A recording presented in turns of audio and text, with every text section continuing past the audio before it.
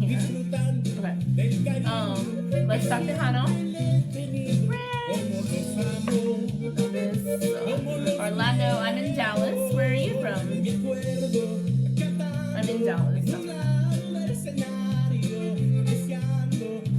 I'm good. Worked a little late. And then here we are.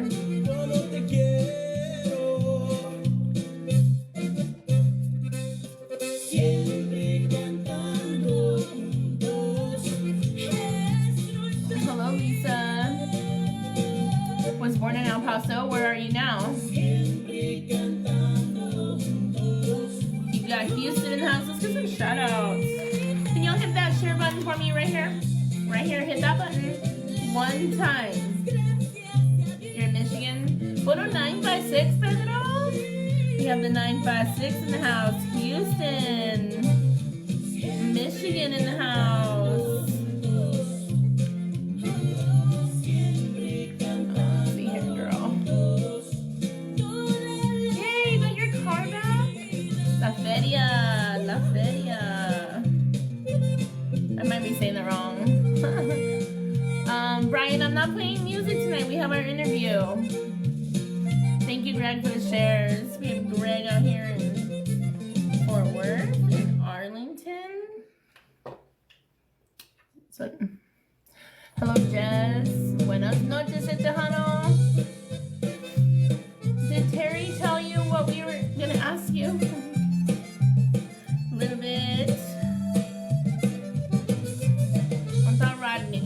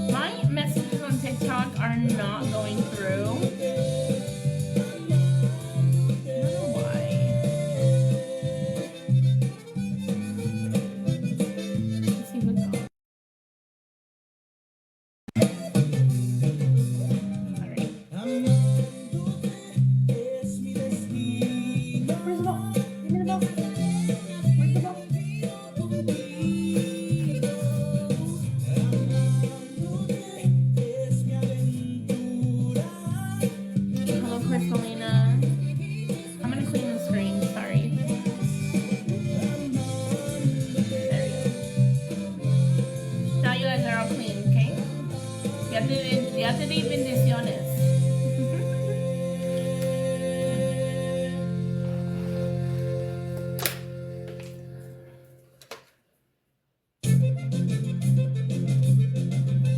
Y'all go follow the page right here. Let's talk Tejano. Hopefully in January we can start going live with that account. My alter ego is running that one.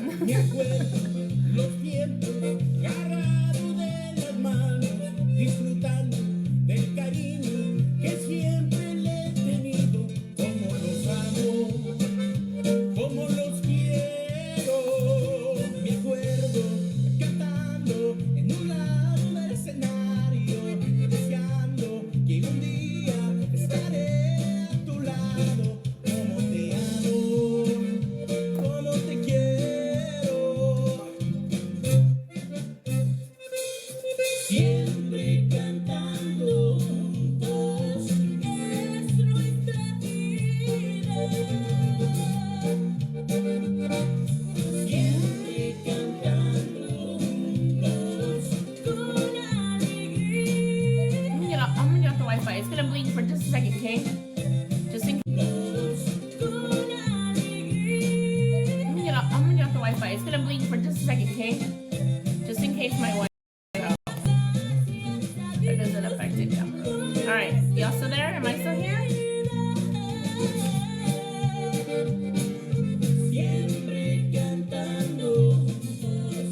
Thank you, Rich. Thank you. We appreciate it. That's right. How was y'all's day? Did y'all keep warm? It's cold over here in the state of Texas. Toxic Anthony. Welcome in, y'all. I can't get any of my TikTok messages.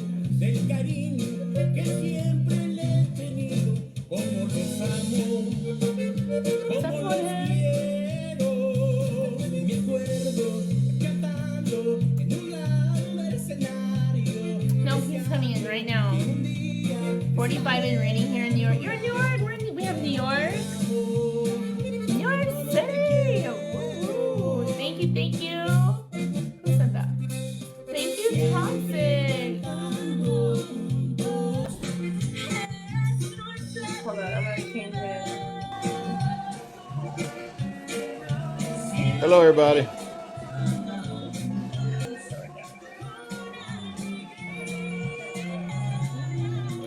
Let me change the layout. Alright,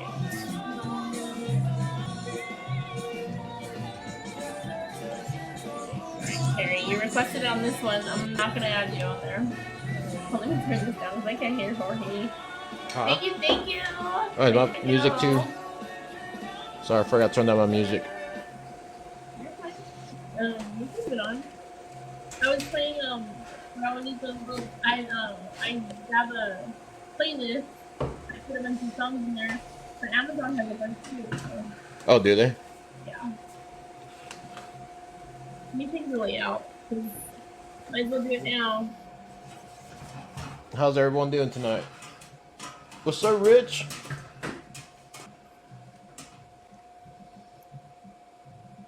Well, that's not gonna work.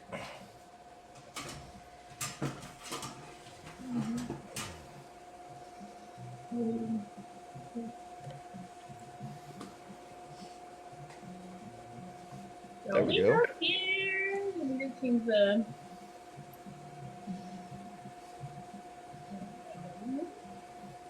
All right. Can you scoot that banner a little bit, Mary? Oh, you don't have to take it off. Me too. We're gonna bring you on here in just a second, Raulito. Give me one moment just to get it situated. Y'all follow. Let's talk Tejano. And Jorge, please. All right, it's gonna be a great show. Yeah, definitely stay warm. It's not that chilly outside. It's not as bad as it was yesterday, but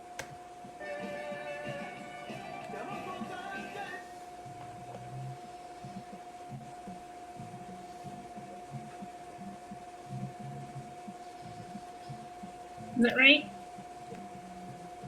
Yeah, that's good.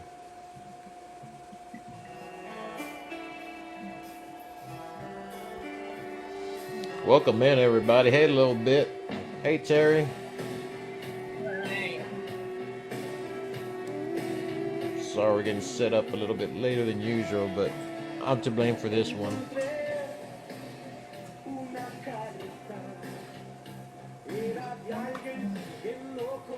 All right, I'm gonna go ahead and bring Raulito on. He is ready to go. So let's go ahead and get started. Let's do it.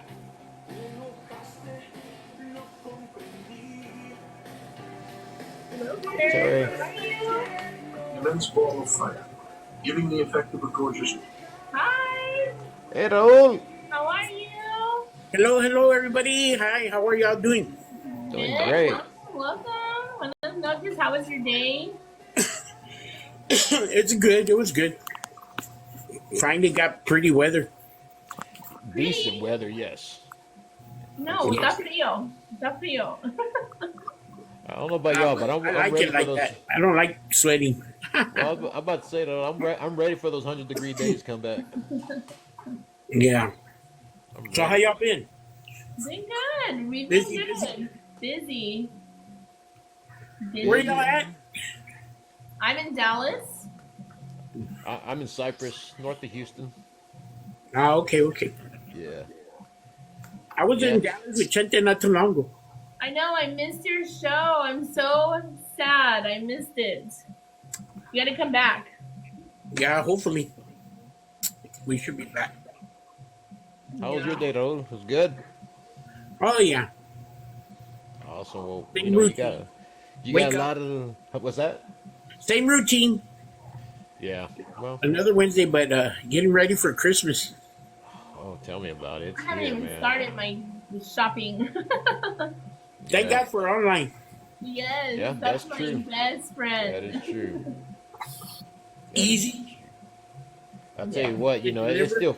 still feels like it's the beginning of the year for me. It just came by so quick. It's ridiculous. Yeah. But you can't stop it. It's coming. Yep. Yep. Well, there's a lot of people here that excited to see you tonight, Olita. We appreciate the Yes. time.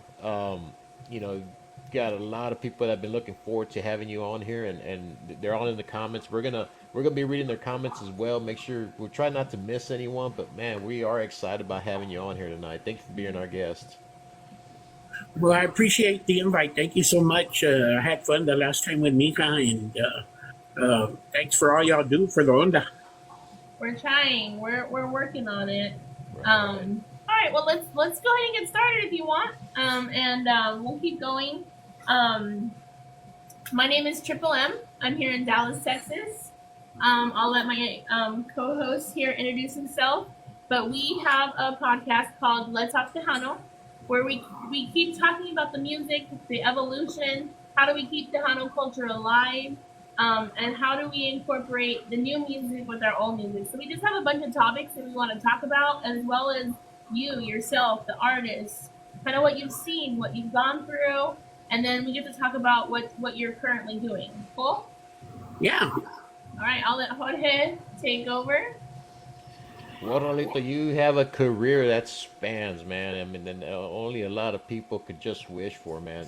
Obviously, your early days, with your brother, and obviously you've continued on with, you carried that career and passion for the music along to your kids. Um, Man, let's start off, man. How does it feel to be in this new generation of Tejano music? What do you think? Well, it kind of reminds me of like when I started out. I was 13 years old and Leo was 19 when we started with David Lee. And what a great way to start your music career, right? With David Lee Gatsa, Musicales. It was like your first car being a Ferrari. You know, Yeah, uh, but we started at the very beginning of their success. I mean, they had already some success with Ram and everything, but it was real. It was real regional, as far as here locally. I mean, We did San Antonio, Poteet, Pleasanton, all the little towns, Pearsall, Dilly, Devine, which that that's not around anymore. I mean, all the little towns used to be the places to go to the dances and everything. Yeah. Um, as far over there in your part of Texas, Jorge, we would tour Richmond, Rosenberg, Missouri City, Stafford, all those little towns there, and in Dallas también we did Waxahachie, we did ¿cómo se llama? Well, your typical Dallas, Fort Worth.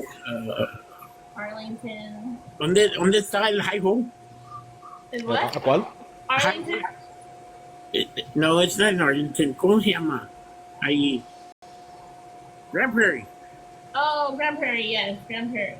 Yeah, we did Grand Prairie, and they had salones, and man, I feel bad for the new generation because, I mean, they're around, but back in the day, I mean, in Poteet you had the Kicker Palace, in Pearsall you had the Wishing Well, in Laredo you had Rollies or Casablanca, and they're just little ballrooms that were known for their Friday night dances. Saturdays they had the quinceañera, but Friday nights were the dances, and even in the English there was bands called Wheat Straw and Firefox, and they had their own gear and everything, and there was country and rock, and you don't see this anymore.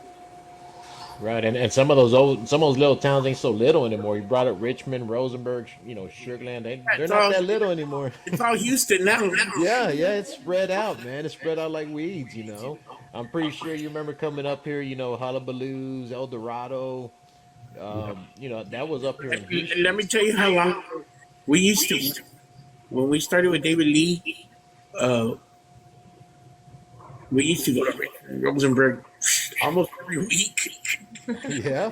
But they had KFRD, the radio station there in Richmond, Rosenberg.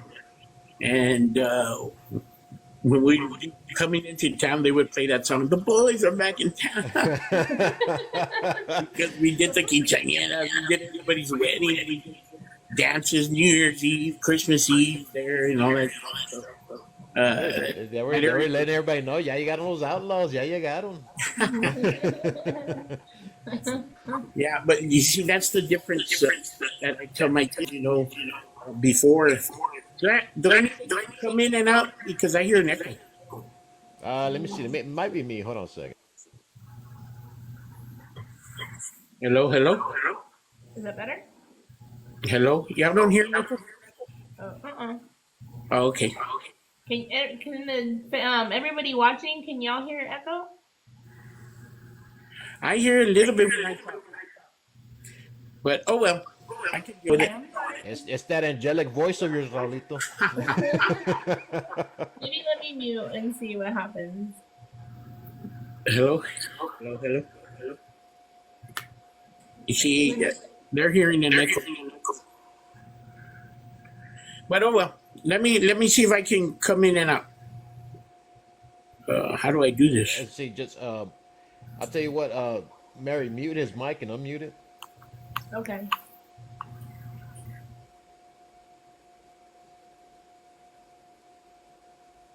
Okay. Can you hear me? Yeah. There's still an echo. I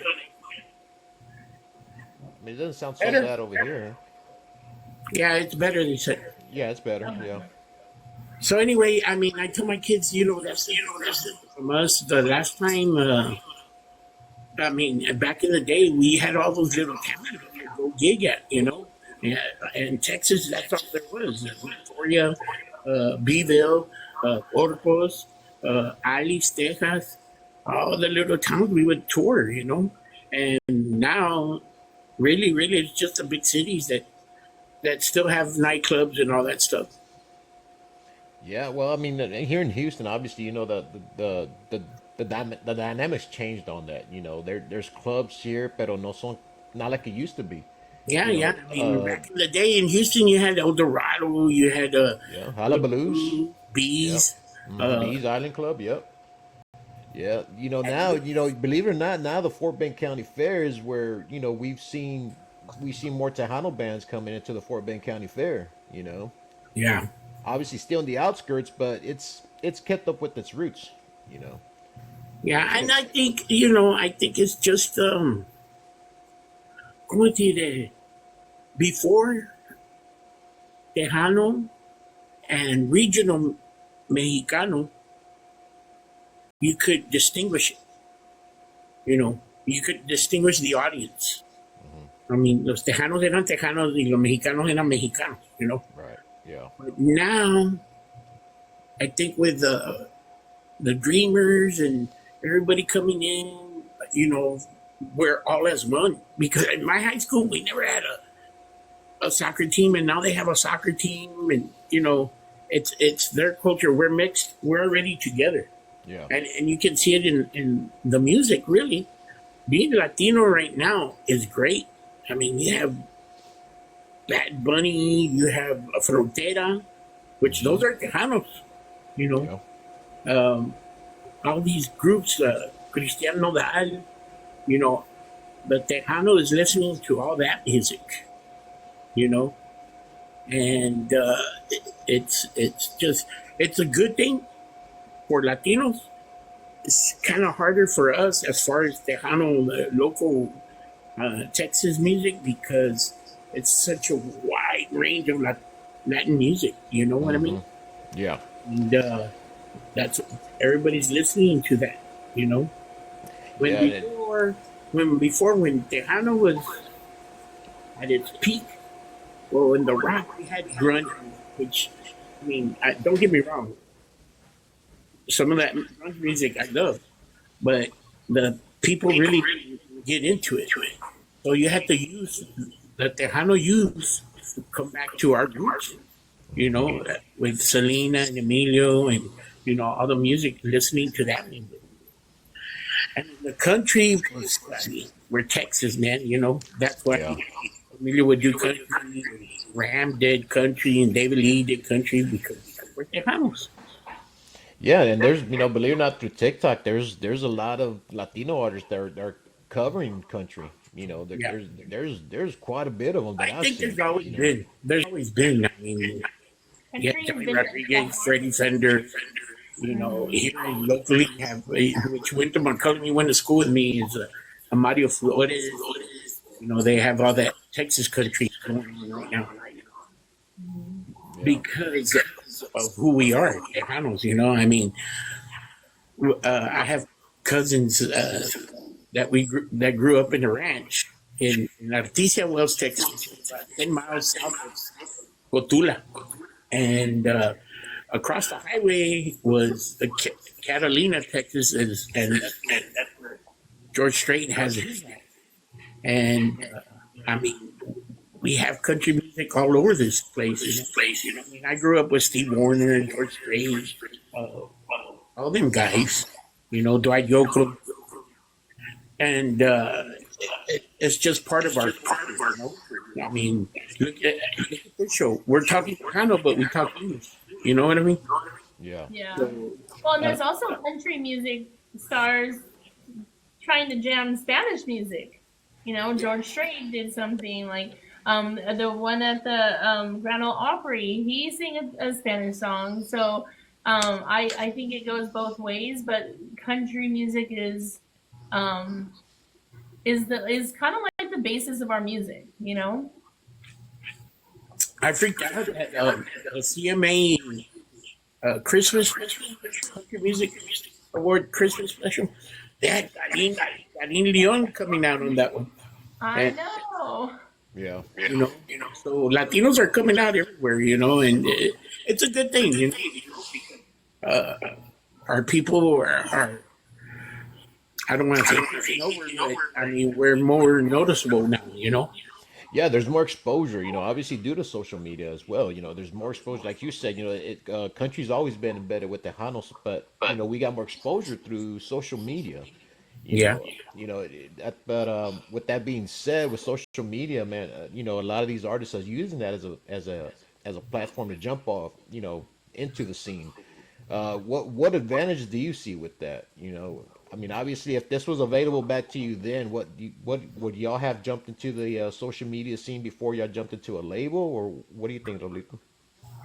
Man, I don't know. I mean, I really,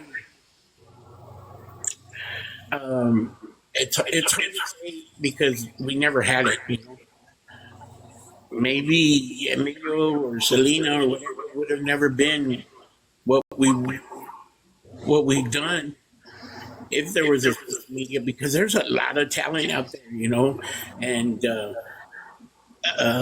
it's just hard. Uh, it's hard because right now, as far as the big time labels, I think they just go by social media and they see, wow, this guy's got 1 million followers or 100,000 followers. We're gonna back them up, and once they back them up, then they blow up. You know what I mean? When in the old days, before was the luck of the draw. You know, I mean, we got lucky that we got signed, but because we worked every weekend, you know, and the people knew who we were.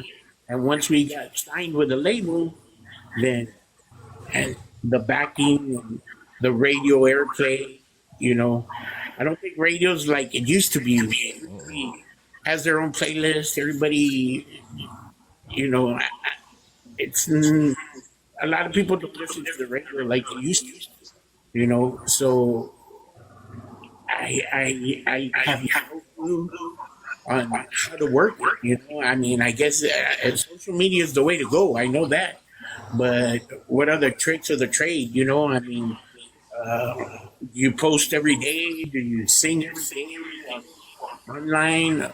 What do you do? You know, Yeah. that's a big old question mark for me. You know, all this is new. I think a lot of like Bad Bunny blew up. I think a lot had to do with the pandemic. You know, Right. nobody could go out, but he was posting his music. It blew up. You know, Yeah. Yeah. That's when it. Then Yeah. that's when Frontera got big. I'll be Hmm. honest with you. yeah. And Yeah, because Secreto, because we pandemic, people were just on social media and they just hit it right at the right time. yeah, you know, the world changed with that. Our industry changed because, like I said, everybody would play every weekend, and like all those little venues, and it just that all went away. You know, Yeah. Yeah. There's only handful of them that survived. I mean, here in Houston, you know, I think they just opened up a new club here in Katy that does Tejanos on Thursdays and Fridays. But you know, I could probably give my mention them. number.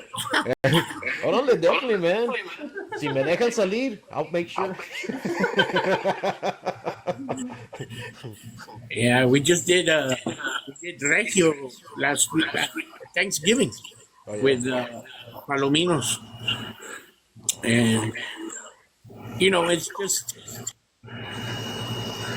with the exception of Frontera, and well, I mean, the big bands right now, like I tell the kids, I tell everybody, you know, I hate to be, I mean, it's my culture and everything, but I'm Tejano because I'm born in San Antonio. You know, I was born in Texas. Hmm. I think that name kind of limits us a little bit, but it's just a genre. I mean, it's not even a genre. It's who we are. It's a You know, culture. It's a because culture. Yeah. because you can call Frontera Tejanos because they're from Texas. McAllen. Yeah. Yeah, and Intocable from Zapata, Duel, Roma, you know, Signo, Cali también. So it really, really, if you think about it, Tejano is kind of like the big thing right now. Right. Yes. So But you think that label kind of limits it then? The it Tejano kind of limits thing. us, you know. Okay. And then a lot of people too, you know, it's just as far as the radio stations that are still around, they're stuck in the '90s, man. But I mean, I don't blame them either because the music isn't there like it was back in the day.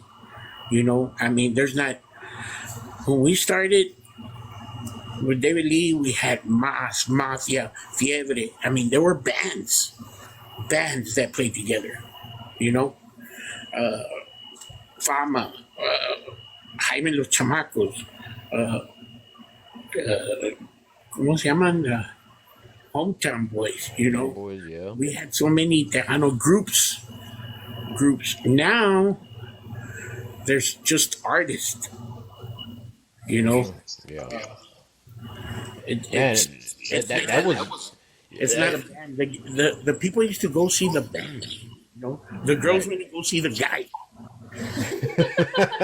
and the guys went to go see the girl watching the guy in the band. yeah. That's why they would have ladies free because they knew the ladies would go and the guys would go spend the money on the ladies. Exactly Yeah. what it So I mean, there's a lot of elements that aren't there no more, like there was before, Yeah. and it's just harder. It's harder now for upcoming artists. But I tell my kids, Destiny Ringo, you have to play as much as you can. I mean, to get the people used to you. Hey, they're gonna play over here. They're gonna play over here. Let's go see them over there. And it's just hard now these days because back then band members were team players. Now it's like, man, I can't do it for no less than 200 or 300 a night. So it's kind of hard, man. When a venue's just gonna pay you 1,500, 1,000. You can't do it. Unless everybody's on board and say, hey, let's do it. We're not gonna get paid much, but it's exposure. Right. And that's the difference, really. That's the difference because back in the David Lee days, you get paid $20. Sometimes we just get whatever, and sometimes we just get home. Yeah. Well, I mean, life was a lot different back then too, man. I mean, you guys roughed it out on the road. You Yeah, guys I roughed mean, it out. with a van, the expenses too, man. You need at least $1,000 just to leave the house. Wow. And it's different. It's a lot different.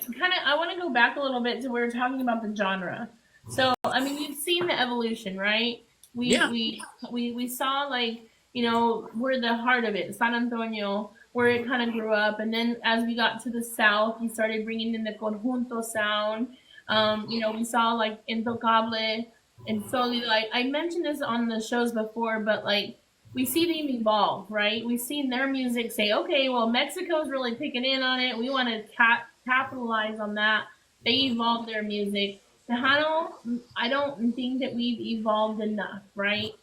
We're now seeing more of a Tejano pop culture come in, the younger generations, which I think we definitely need to incorporate. We have a lot of younger artists with a different bit of a sound, and we need to incorporate that into Tejano. Yes, we'll always have our classics like Emilio and Los Palominos and Mas and there are they're the classics. They're the ones that made it, but we have to keep evolving and opening our ears to listening to new music, right? Because if not, we're gonna stop. Yeah. How do you present that to people who want to compare you? Well, you don't sound like how it was in the '90s. I know you've heard that before. This is not the same as the '90s. How do you combat that, or how do you tackle that question, or how do you get people to open their eyes? We need to open up to the sounds of Destiny and Rigo and all the younger generation that want to sing Tejano twist. Well, it's hard because, like I said, all the tools we had back then, we don't have it now. All the venues, like I said before, Pearsall, Dilly, Cotula, Divine, uh, Corpus, Alice, Robstown, Huntsville. We used to play all those little towns every weekend, everywhere. Now it's not happening. Just the big cities, Houston, Dallas, San Antonio. Maybe Corpus, Laredo. Back in the day, the town would go and go to the local dances and all that stuff. It's not happening anymore. And that's the difference, because you're exposed to it no more as far as live performances. Right. And the people that are stuck in the '90s, they remember all that. They remember the good times, the dancing, the partying after the gig. It was a lifestyle back then. And it's I mean, memorable nights. I mean, in the valley, you had La Villarreal, you had the Roadhouse, you had, a bunch of venues in the valley that you would go play at. Huge, and you had 2,000, 3,000 people, and there were dances. You would bring your own bottle. It was just people dancing all night long, and just historical places like in Victoria, the place to is Sun Valley, there, and it was huge. I remember when one of my the first time I saw Haas, we were with David Lee. It was one of our first gigs. We opened up for Haas there at Sun Valley in Victoria. We had 1,800 people in a place that only holds 1,000 people. And, the floor was because it was so hot. There was so many people in there. But you had the time of your life. You saw Maz with Joe Lopez, and just it was incredible, and you had experiences like that. And I think that's what the people are saying. Oh, it's not Tejano no more, because all those good times you can't experience them no more. You had Tejano Thursdays here in San Antonio on Thursday nights. It would get packed. Roosevelt Park, it would get packed. Those are her historical venues. Guys and Dolls in Fort Worth. And the High Ho there in Grand Prairie. It's the Longhorn in Dallas, Houston, El Dorado, Club Rio, Bees, Hullabaloo. There used to be an A&R ballroom too there in Houston, or A&E. There was just so many venues that it's hard for the new upcoming groups to start getting a following, because there's no venues like that anymore, and to people to interact like it used to be. And I think that's what they miss. That's why you say, "Oh, it's not there." It is. Do you think that culture would accept the newer music if we were still in that same mindset? You think that they would accept the new music? Yeah, of course. It's because of it's a whole new audience. Back then, it was the live audience, and the word would spread. We gotta come see these guys. They're fun and everything. And I remember some of my friends in high school and everything. Yeah, Tejano, Tejano. And the one time that they would go and see us, they started following us. They would go to Pearsall, Dilly, or the surrounding towns, to go see it, because we had a good time. That's a very unique perspective. I never thought about that, but you're right. Oh, absolutely. That is a very unique perspective. Real quick, I wanna thank everybody that is watching us. Thank you for all the gifts I see them popping through for us and for Raulito. Thank you all so much for the gifts. Big shout outs to Katy, Texas, Monterrey, New York. We have New Braunfels, Houston, Michigan, Florida, um, That's Colorado, Colorado San people. Antonio. The 956 is in here. So I just want to thank everybody that is commenting. We're getting your comments. California, thank you so much. We're getting your comments. We're going to be answering some of the questions that I'm seeing in here. So keep them coming. West Texas in the house. Saludos, Mr. Jay Sterling. Milwaukee, North Carolina. Thank you all so much. I just want to give a shout out to A Fuego Lento Seasoning for their partnership with us. I'm going to go ahead and get back to Jorge, but I just want to thank everybody that is in here. Please continue to share the live and while we talk to Mr. Raulito. So thank you all. Absolutely. Thank you, everybody down there, and again, Tony, thank you for being here. Man, all those points you touched on, I think it's it's one of those topics where people think it, but they don't say it. They don't want to say it enough. Because they don't want to rub somebody the wrong way, so on and so forth. But that was a great point. Because yeah, a lot of people they know the music is there. Like me, when I'm burning some logs in the backyard, putting some meat on the grill, I'm listening to me and Gary Hobbs. I'm listening to all the artists and groups I grew up with. And then I start changing it up. And I guess the only difference in the music now is just the sound. Obviously, technology's changed the sound, you know. But man, the songs and the lyrics are there. The tempo. It still makes you want to get up and dance. Pero it's nostalgic that keeps people in that era. It's nostalgia. That keeps them there. Yeah, it's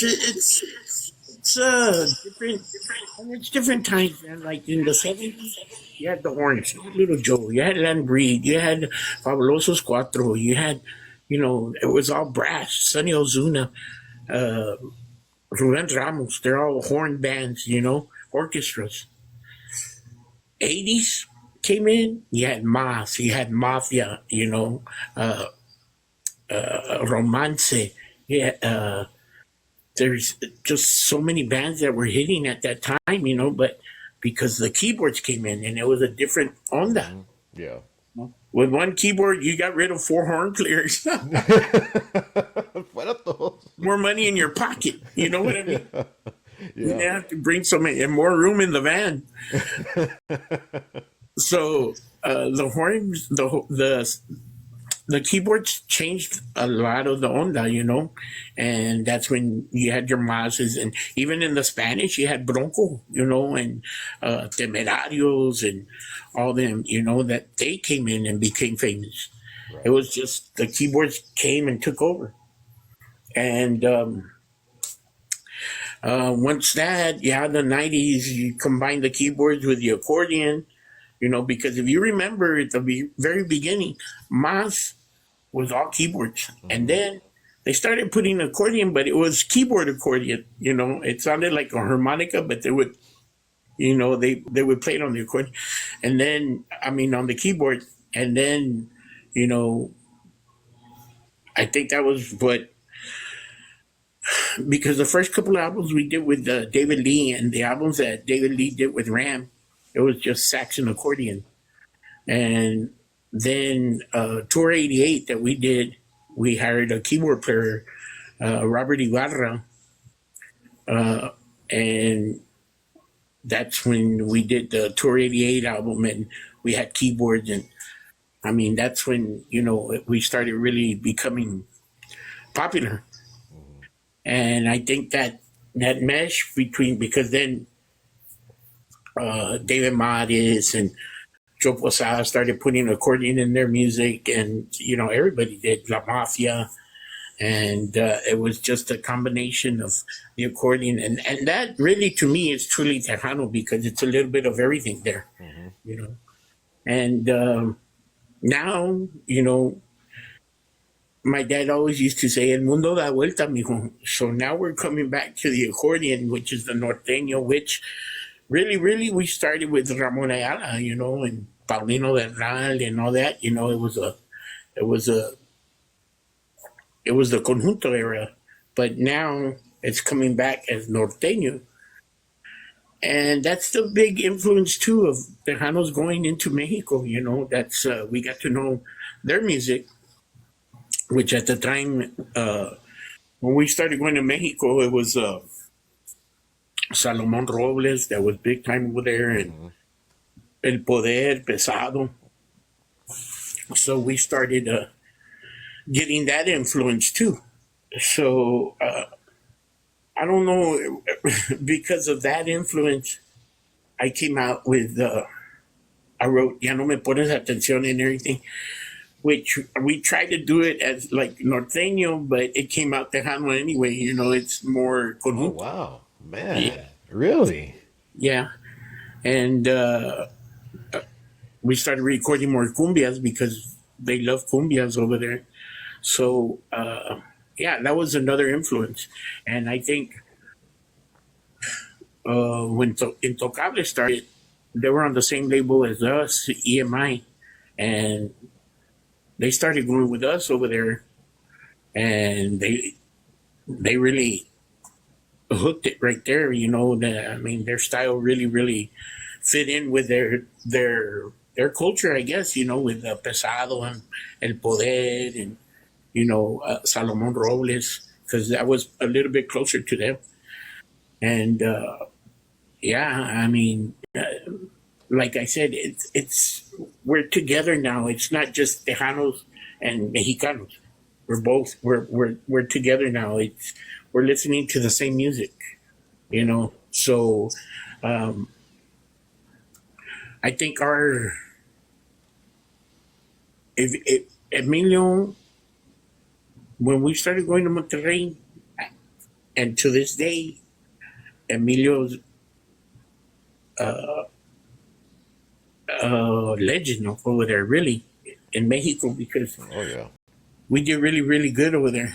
The thing was that the funny thing was that regional music here, like the Mexicano radio stations, they wouldn't play us because Emilio was the king of Tejano, Hmm. you know. So they wouldn't play us over here. But in Mexico, we would get played all the time on all the radio stations. Did y'all ever get a reason for that, Raul? Did y'all ever get a reason why they wouldn't play on the regional stations, knowing that y'all were just setting the world on fire south of the border? Y'all ever get a reason for that? Well, that's my reason. I think it's because we were Tejano, labeled as Tejano, Okay. you know. And well, we were labeled as Tejano over there, but I mean, they would play us. Hmm. It was just, really, really, I never understood that. But I guess for them to get distinguished, I mean, the only one that was successful as far as being Tejano and getting played on regional radio over here was Bobby and Yeah. Selena. Hmm. Bobby and Selena, you know, but they wouldn't play us at all.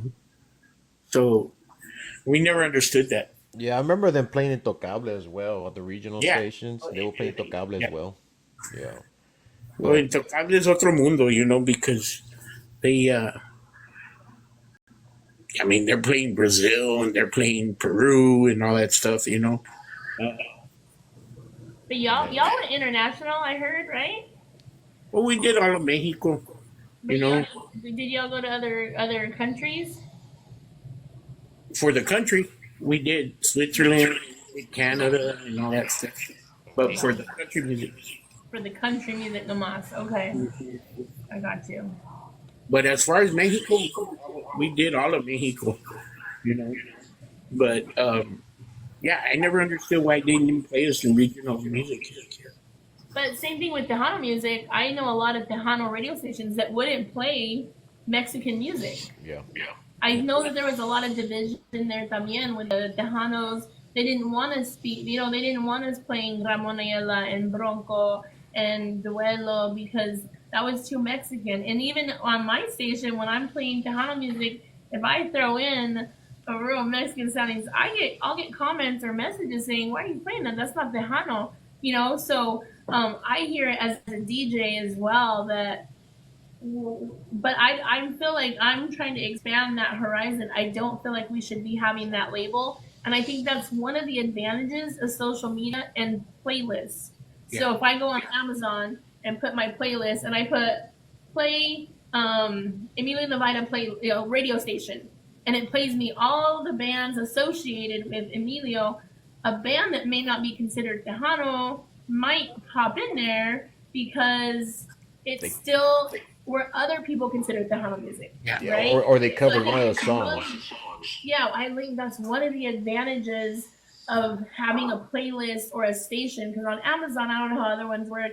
I'll just say play David Lee Garza radio station, and it plays everybody in that circle, and I'm able to hear different music and different songs. But I think that's one of the advantages. But I do know that there was a lot of Tejano radio stations that didn't want Mexican sounding music. But I think that was kind of a downfall because radio stations started going away when that happened. I don't know if you saw that too. You know, radio stations started for Tejano music started to go away. Yeah. Well, that I think it started going away when all the big labels started pulling out too. The big labels, EMI and uh, Sony, and all that. They started bailing on Tejanos. But what do they? What is the response when you play Frontera?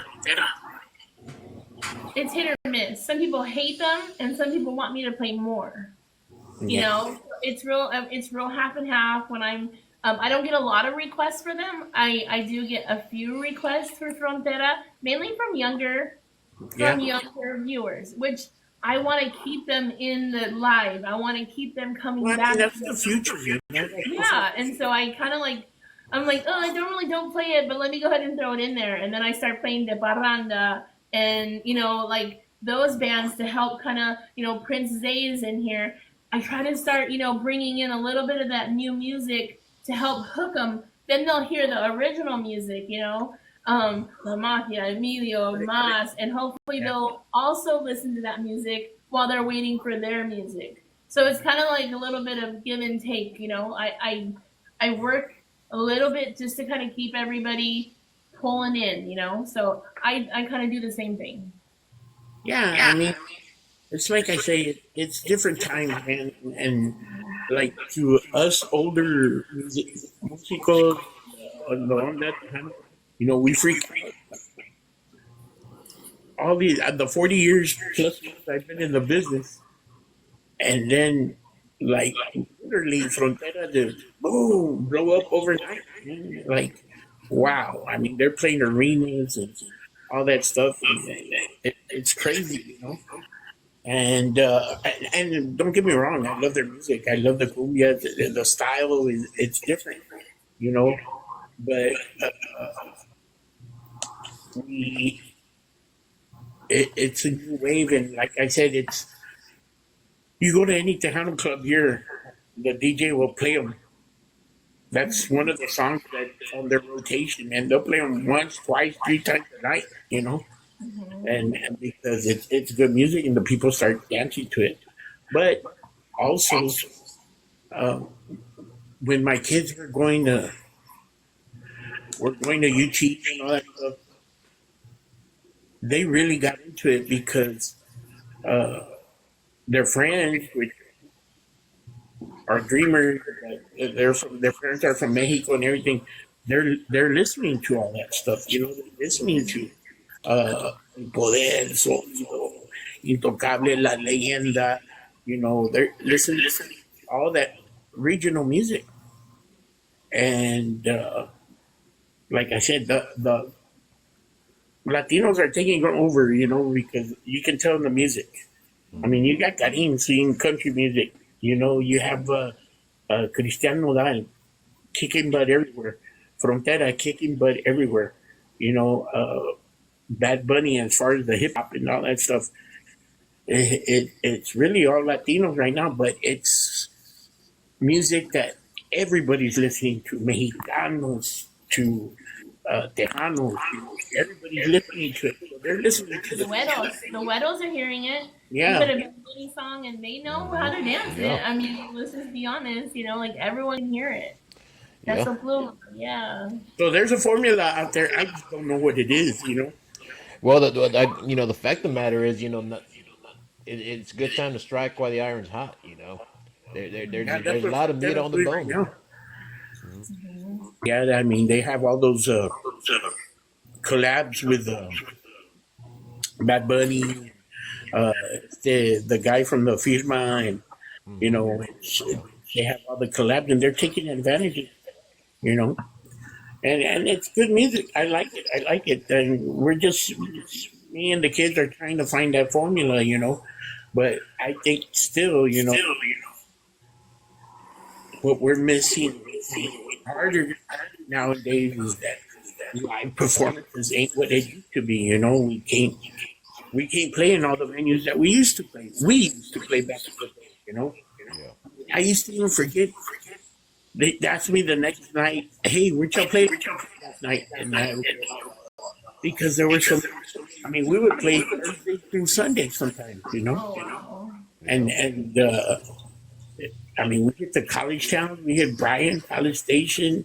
You know, Austin, uh, Lubbock. We would hit all those kind of college nights, Thursday night, Kingsville, A&M there in Kingsville. I mean, there were so many.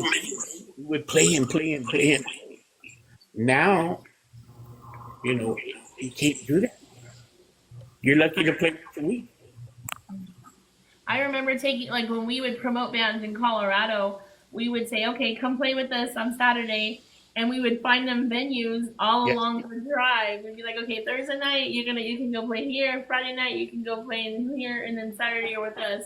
We would try to help them find clubs throughout the whole place so that it would help their pockets as well because taking someone to Colorado is expensive. So I know we used to do that also is as you're traveling you can play here, here and here. yeah, yeah. I mean, it's not what it used to be, you know, and it makes it harder for the artist, and especially if you're just brand new. You know, yeah, you can record. I mean, you can record at home, and the quality's pretty good. You can record in studio. Recording is not a problem. You could record the best song in the world, the best song in the world, but if people don't know you, you know, Yeah. it's not going to happen. The thing is to perform live and start getting a reputation. You know, hey, even if it's in your own city, hey, let's go see them. They're playing here tonight, or they play here every Wednesday night. You know, and live performances, there's nothing like it to get the word out. You know, Right.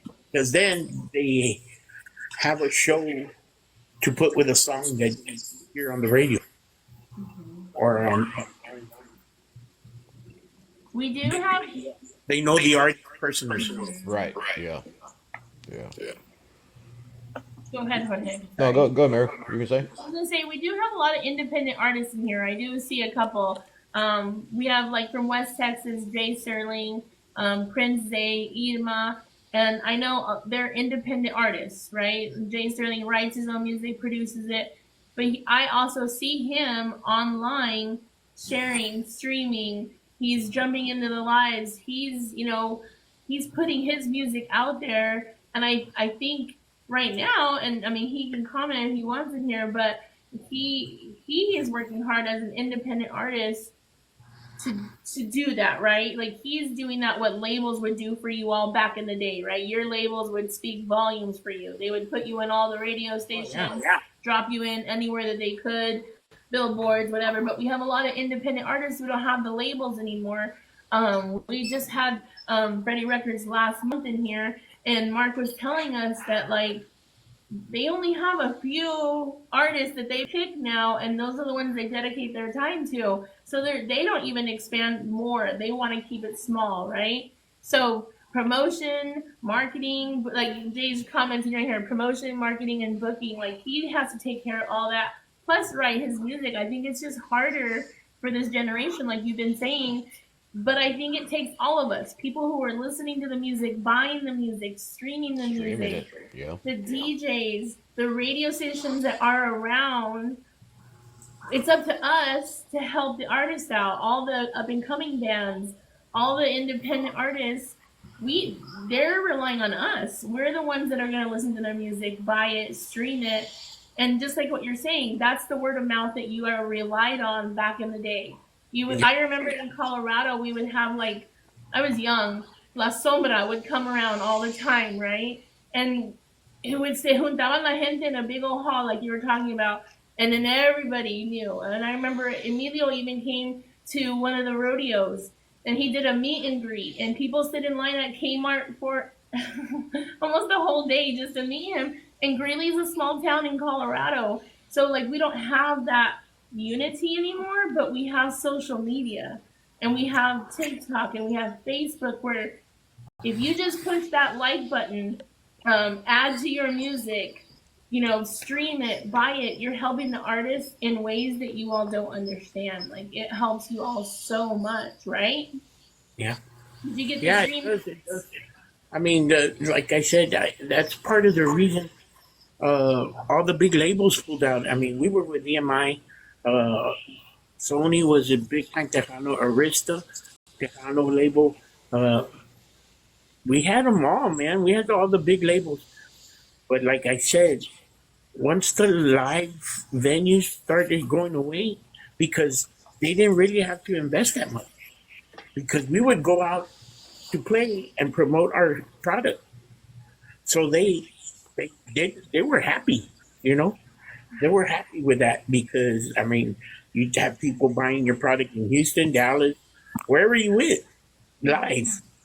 The people were buying your music, or they go see you live. Hey, I'm gonna go buy their record. You know. Now that's hard, man, because it has a lot. Like I said, it has a lot to do with the good times that you spend with the live band, or you could have met your wife at one of our dances, and it's a good memory. It's a good memory. Now those are harder and harder to come by. You know. Right. Yeah, and that's unfortunate. That's it's one of the negative things about that. We don't get to enjoy those venues like you said. Like here in Houston, we have, I think every October we have Chicano Fest. Locally played here is La Mafia. Mafia usually helps close it out with Little Joe, but it's not even. I've never been to it. I've been wanting to go to it, but my friends are the ones that go, and they tell me, hey, every year, the crowd gets a little bit smaller and smaller and smaller, but but the atmosphere is great. It's just a smaller crowd. Me personally, like I said, I'm very open minded for the new artists. You brought up the horns. We actually have a friend of the show, those Latin horns. Christian. I think it's Christian and Cesar, Sergio, Senio. Sergio, and man, it's like they're bringing the horns back. It's just into it's trumpet, sax, and man, they have such a beautiful sound, man. It brings back that nostalgia we've been talking about all night. Uh, and like I said, everything comes full circle. They're in the play with bringing back that classic sound, and it's Y'all got just you got a Aviso there in Houston. Aviso has the big one, and pues la 45 here in San Antonio. Shout out to them. Yeah, I mean, I love horns, man. I love the road gestures, the land breed. That's stuff we grew up with.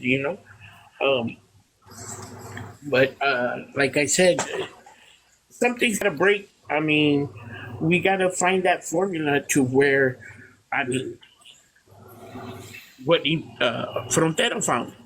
Frontera found that formula that everybody loves, and that's what we got to find. yeah. I agree. Absolutely. You've been talking, you mentioned this several times, Raul, about, when y'all play with David Lee, and obviously, that was a jumping point for both you and Emilio. Man, describe how that feeling was. They knocked on y'all's door and said, "Hey, we want y'all to play, man." How was that, man? How did that conversation go? ¿Cómo se fue el ambiente ahí from 0 to 100, no? Well, they didn't knock on our door. We wouldn't have knocked at their door. Okay. No, no, Ram and Emilio went to school together, right? So we used to go see Ram sing with David Lee. And the South Side, Pokey, Pleasanton, all the little towns around here. I mean, Now there's too many people, but before it wasn't that many people. So we would go see. Hey, I tell Emilio because I was a big, really, really. My heroes were Los Dos Huertos. I loved the Dos Huertos Yeah. when I was growing up, but because we knew Ram and Ram lived 2 blocks away from my house here, um, we would go see Ram. So and then I had a couple of friends at school that I would see there at the dances too, right? So one day, one of my friends says, "Hey, Ram quit David Lee." I go, "What?" Yeah. So I ran home and I told, "Hey, Emilio, Ram quit." What? Yeah. So Ram and Emilio used to sing together in choir. I don't know. I just posted a picture of them in their choir gowns on my TikTok. Yeah, I saw that. Yeah. Yeah. So Emilio goes, "Oh, Emilio called Ram. He said, 'Hey, Ram, what happened?' He goes, 'Nah, man, I'm going to do my own thing.' And Emilio said, 'You think I can go try out?' He goes, 'Yeah, go try out.' Well, we didn't know that Ram and David Lee, uh, they had a falling out. So I go with Emilio to Poteet and we ask around, 'Hey, where does David Lee live?' And all that.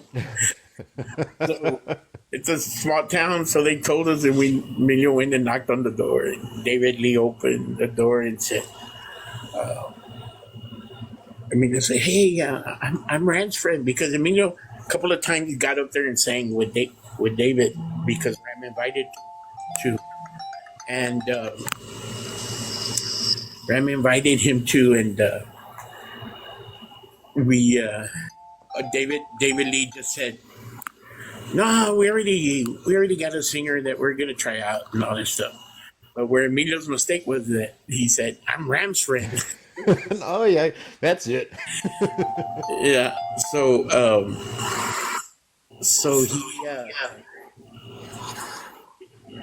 he says, 'Oh, okay, well, here's my number and let me know, if it doesn't work out, give me a call.' And he goes, 'Okay.'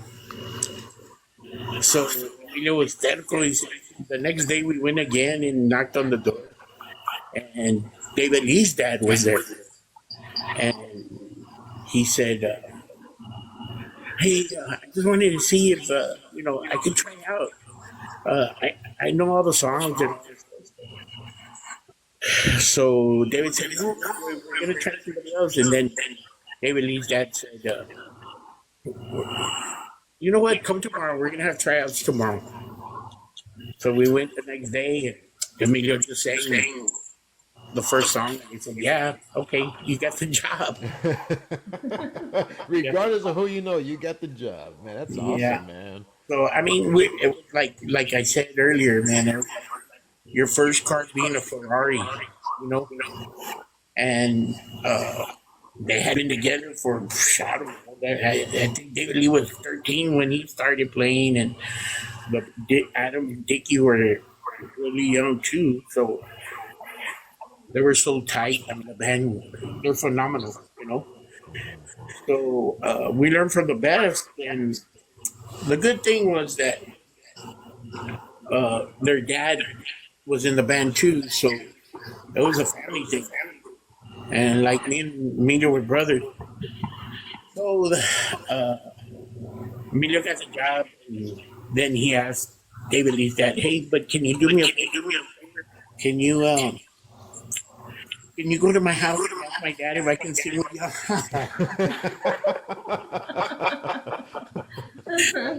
So Mr. Garza came to the house and talked to my dad, and they knew people from back in the day. I don't know. They hit it off, right? And then my dad said, "Well, the only way that Emilio can go sing with you, I mean, this was in a local band. They would play Houston, Dallas, you know." He goes, "The only way that Emilio can sing with you is you got to take his little brother." And I was like, I think my dad just wanted to get rid of me, yeah. Fuck is over. But I started as a roadie with them, and then I graduated to soundman. And then when Emilio broke out, I got on stage with him and started singing. But yeah, we had a lot of times with David Lee,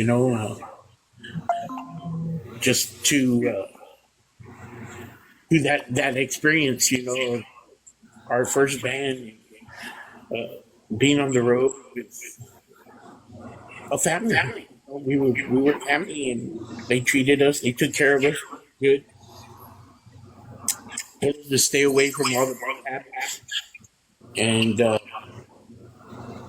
No, and obviously y'all flourished from there, Roland, and then you wrote some songs. You wrote a lot of songs. Man, that I would imagine. All the writing you did probably came from, I guess, what the where'd you get that como te digo, the motivation to just start put the pen to paper and inspiration, start writing. no, it's just I love stories. I love drama. But I would get inspired by any little thing. Yeah, one time we were on the road. We were coming back in the bus, and my parents were with me. Were with us, and we're sitting in the living room of the bus, and the window was open. It was 2, 3 in the morning. I was sitting by my mom, and she looked outside the window, and back in the day, the oil wells, Yeah. they look like carnivals with all the lights and all that stuff. And my mom said, "Ah, mira, se parece una rueda de fortuna." And that's Ah. stuck in my head. I go, "Hey, that's a rueda de fortuna." And that song came out of there. Oh And, wow. That's and awesome. Como Le Re, I used to be a big One Life to Live fan. And it was a storyline that he didn't know how to tell her that he loved her, and he would say, "Oh God, tell me how to tell her," and all that stuff. And I just translated that story to "Como le haré para decirle que-" you know, just a bunch of inspirational stuff. And I got the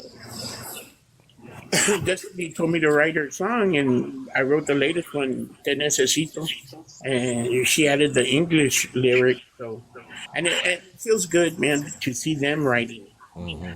They write great stuff. They do, and I don't know if I'm biased, but like, wait, how can this stuff not hit? And they have great songs and all that stuff. How can it not? But it's just, I guess it's just me, or I don't know. I know I'm biased, and I think their music is great. Oh, well, obviously they learn from the best, man. They learn from the best. They got that They from have you, and we're we're supporting their music, man, and we're getting more and more people, requesting it, and looking into them, following them. I would imagine it's man, if when you sitting back watching them, do you put the pressure more on you, or are you kind of passing on to them, or how do you go They're about way that? ahead of the game, man. I mean, me and Emilio, we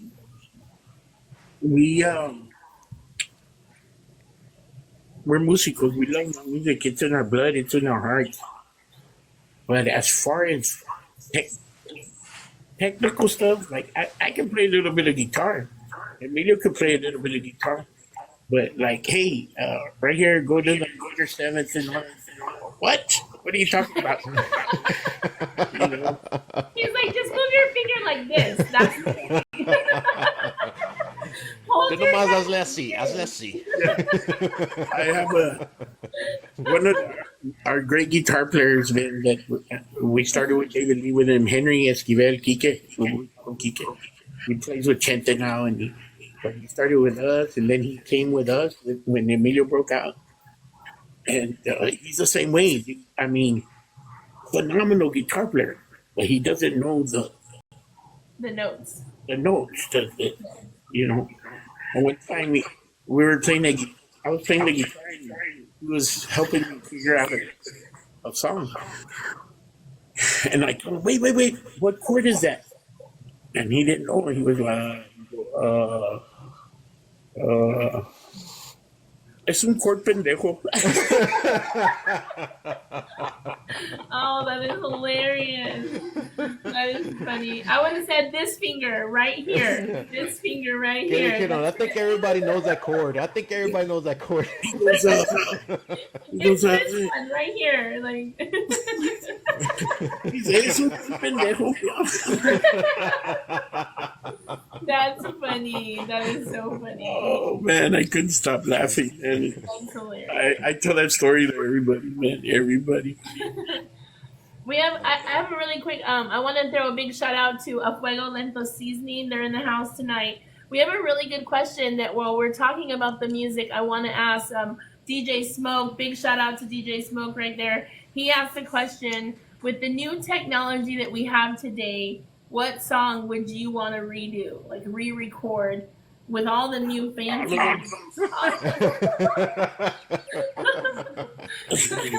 Pues, ¿por qué no, man? Let's do it. It's just so incredible, man. The technology that there is now, now with AI. Oh my God, that's crazy. What I want to do is that because I mean I don't know if you saw ¿cómo se llama? The country singer that just put out an album, but yeah, Randy Travis. Can you imagine if we were to put like Oh like yeah. Elvis's voice on "Como Did Oh, man. I would wonder how that would sound, you know, or Wow. great, I didn't even think about that, but you got me wondering now, man. you know, or what's his name? Oh, Luis Johnny Cash Miguel, is not. Oh, no, that's not the end of the Joe world. Lopez on Grupo Mas's songs. You know that it probably can be done. I mean, I know it can be done, but that would be crazy. I mean, I think that would be another. If they can figure out the legal stuff, that would be a big time moneymaker. You know, I Yeah, mean, these Maybe days, you need nothing, to create nothing that. Maybe you surprises need to me. get with the kids and put it together. I don't want to get sued though. We don't want you to get sued either. But can you imagine Luis Miguel singing Grupo Mas song? Calla. You know what I mean? Wow. It would be great. Yeah.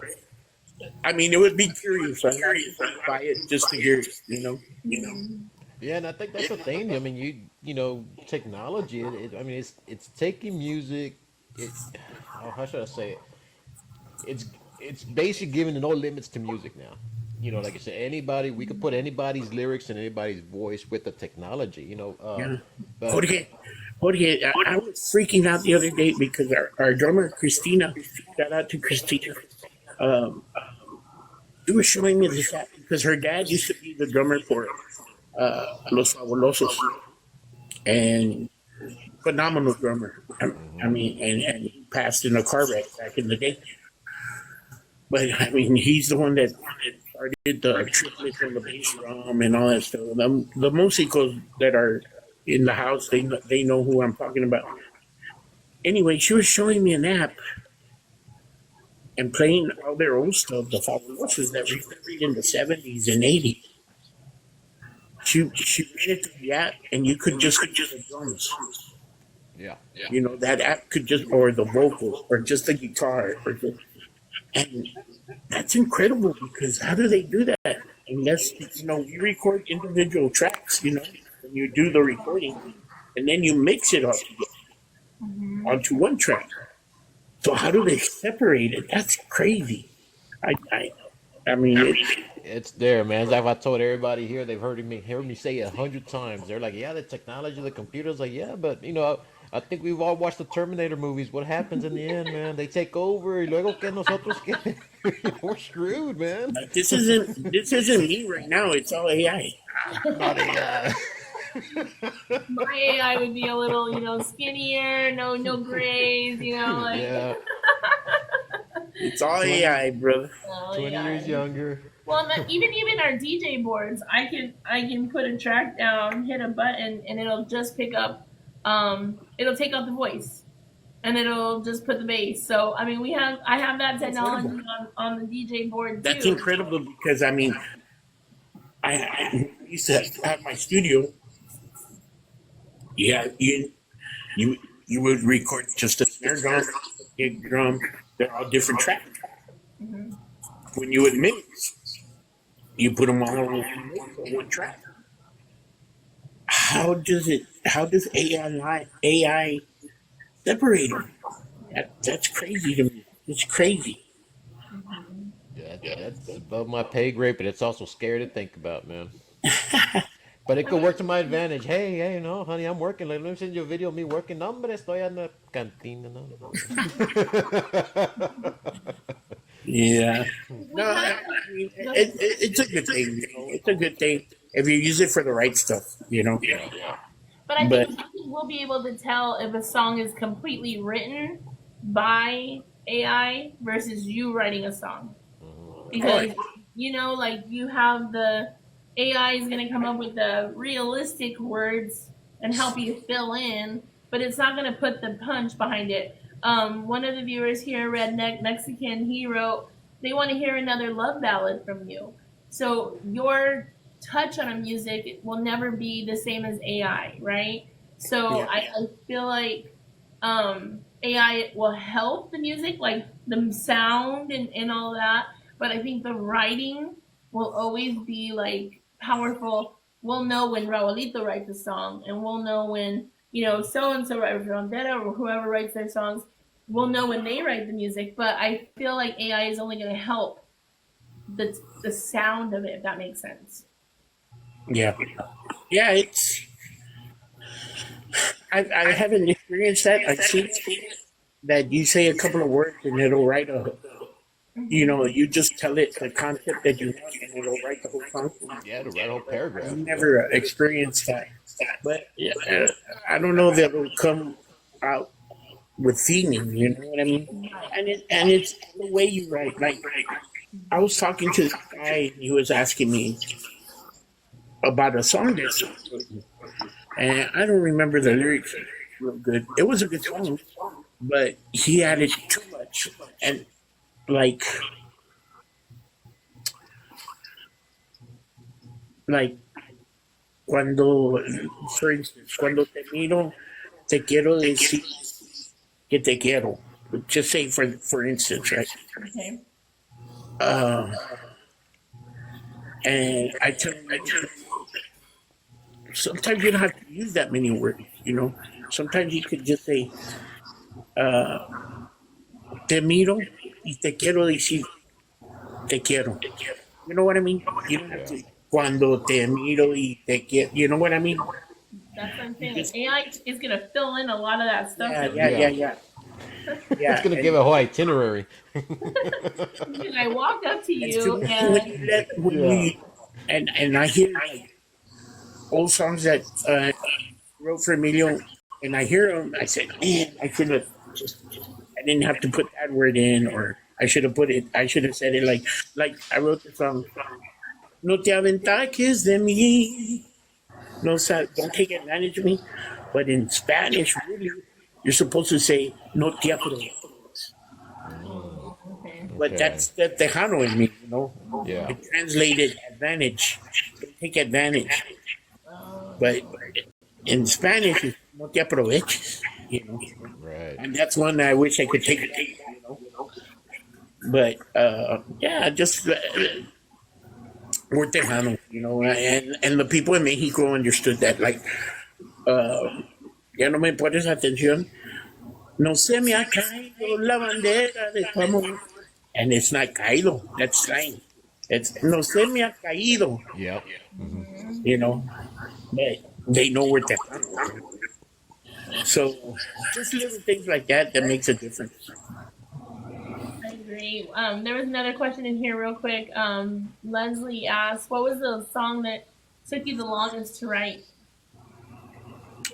Um, man, you know, a lot of people say how do you get inspired? And like I said, it just stuff that happened to me and all that. Or uh, like quédate, quédate, quédate, quédate conmigo. And when I wrote it because we were on tour already with Alan Jackson at that time, and but we needed to put out the Tejano album. And my brother said, "Hey, I need a song, man. We need one more song." So we wrote it there in the studio. I wrote it there. Quédate, quédate, quédate conmigo. It's just under pressure, I guess, uh, and that, to me, that because I'm not too familiar with the Spanish language. Hmm. I mean, I am familiar with it, but Proper. I don't speak it all day long, every day. Yeah. I speak English, but to me, when I write a song, it doesn't sound corny. But when I write an English song, it sounds corny. Because I guess because I'm familiar with the language, Hmm.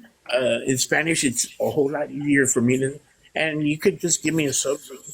Um, I remember one time in high school, before we even joined David Lee, uh, Luis Silva came to be a speaker about songwriting, and they asked him that same question: how long does it take you to write a song? And they said, just give me. He said, just tell me a subject, or what would you write a song about right now? And they would tell him, and he wrote a song right there on the spot in English, and it was pretty good, and that always stuck in my head, and Lee Siwa was one of our greatest songwriters in La Onda for La Mafia and Mas, all these artists. So I got inspired by him. He was a great guy, you know. And the thing is that when I broke out, yeah, I knew him when he wrote one or two songs when we were with David Lee. But then when we broke out, he started talking to me one time, and he said, "I remember you from McCullum High School, right? You were there." I go, "Yeah, I was there," and that really made me feel good. But yeah, it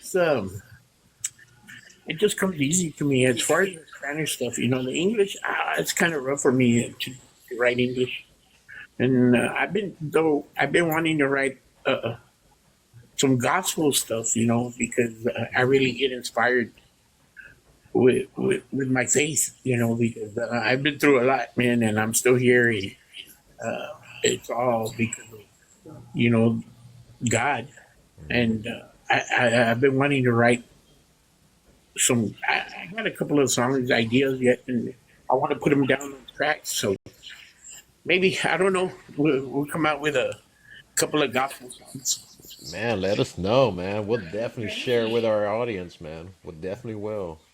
Yeah, I mean, like Johnny Ariola went and he did the Christian musics, and I think Grupo Vidal has a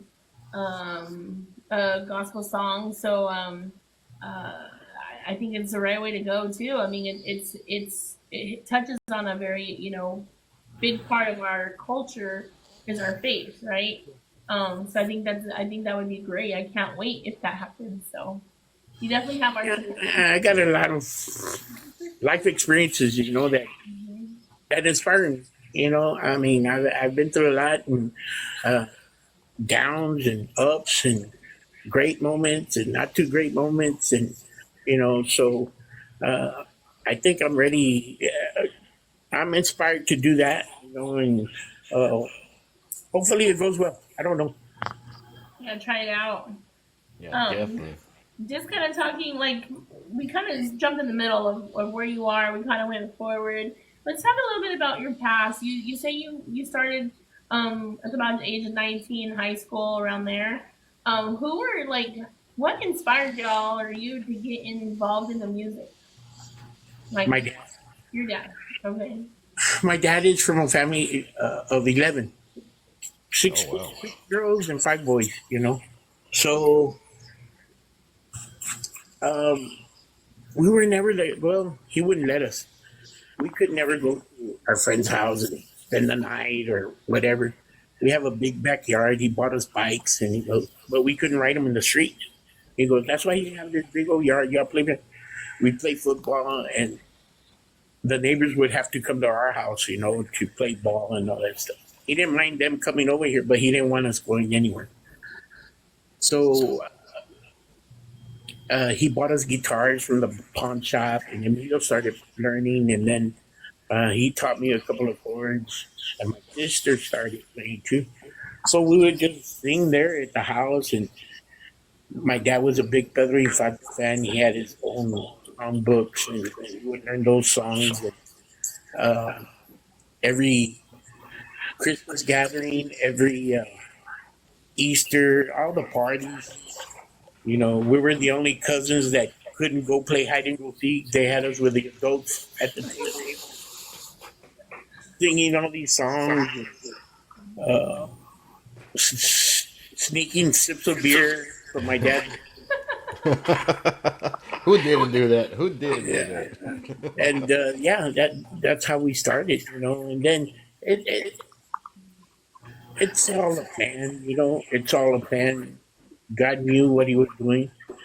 So my dad got us into the music. We learned all these songs, and then here in Deer High, we had this choir teacher, and Ram was a part of that too. Um, he would get the meanest looking pachucos, everything. He would recruit these guys to join the choir, and he would promise them, "Hey, what song do you want to sing? Uh, uh, what do you call it? Metallica and Aerosmith and all that stuff." So he would let us sing whatever songs we wanted, you know. And so the thing is, in our junior high, how everybody would want to join football and sports and everything. Over here, you join the choir, because we would have assemblies, we would have shows, and all the girls would go because they would see these people would go to. Back then, there wasn't no kids left behind. So you had 16, 17, you had 16, 17-year-old seventh graders and all that shit. So all the girls would go see the guy. The guy would pack it in the cafeteria and we'd charge $5, $3, whatever it was. And like Ram sang. Ram sang, "Then the two of us meet no more," because back then it was Michael Jackson. And we were saying, "When I was young," and there's a recording, there's a record out. I think my sister has, and they're recording all these songs, right? The girls would go crazy, the public would go crazy because you had these pachucos singing these beautiful songs. But the payoff was, okay, I let you sing your songs. Now you got to sing the classical songs. So when we would go to competition, they would call other junior high, maybe 5, 6, 10 at the most. They would call us, and we had 120 boys for competition. So the sound was massive, and we would win them all the time. The ones that couldn't sing are just mouth the word. That's where they would put me, okay? Yeah, same here. They'll give me the trumpet without the mouthpiece. But I mean, it was crazy. It was unheard of. I mean, I did 2 operas with the San Antonio Symphony. We went to the Valley to do them over there. Emilio did 2 operas. Ram did some operas too. I mean, it was crazy, man. And now that I think about it, I go, God had this path for us, Yeah. And it continued to high school. We had a great teacher in high school, and it was something great. And then, well, Ram started singing for for a band here locally called Chicano Brass, and then he sang for Montana Band, and then that's when he was David Lee. But I mean, it's just a path, you know, Yeah. that Well, was never. we could definitely thank God for that, not having nobody left behind back then. Yeah, We could definitely thank that. yeah. These guys in the seventh, eighth grade with mustaches and gold teeth. Hey man, they get PTO to come to school or what, man? They would drive to middle school. Yeah, they get their PTO to miss work to come to school. Everybody had their own car. Hey, So you all, so that happened, and then you all went to David Lee.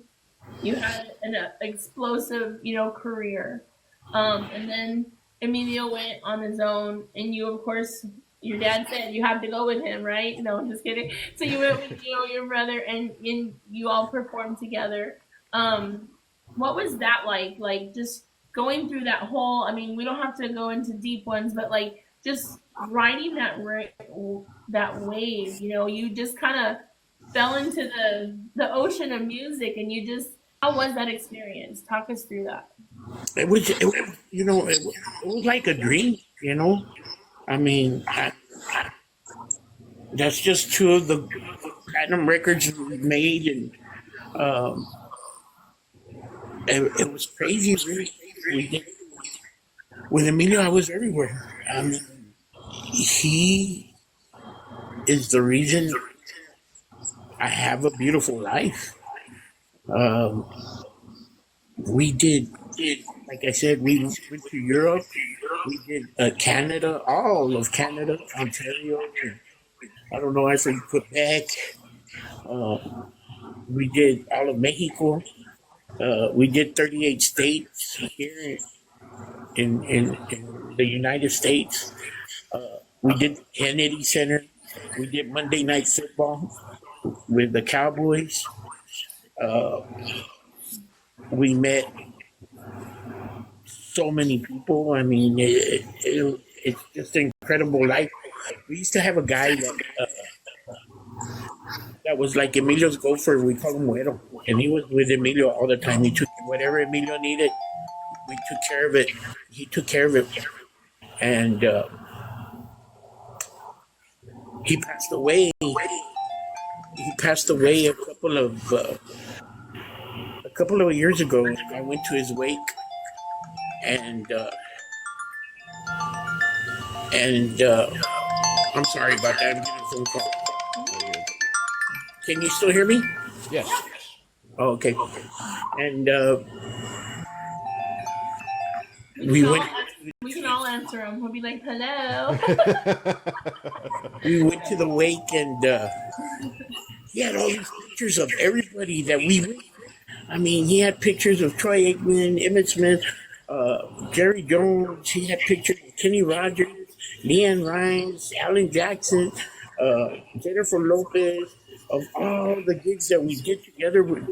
He took pictures with all the artists, and I was like, oh my God, this guy was the smartest guy ever because we never took pictures. We didn't have no cell phones back then or nothing, and we didn't really want to ask, hey, can I take a picture? Because it wasn't the thing. Now you can do that all the time, but it wasn't the thing to do. Right. And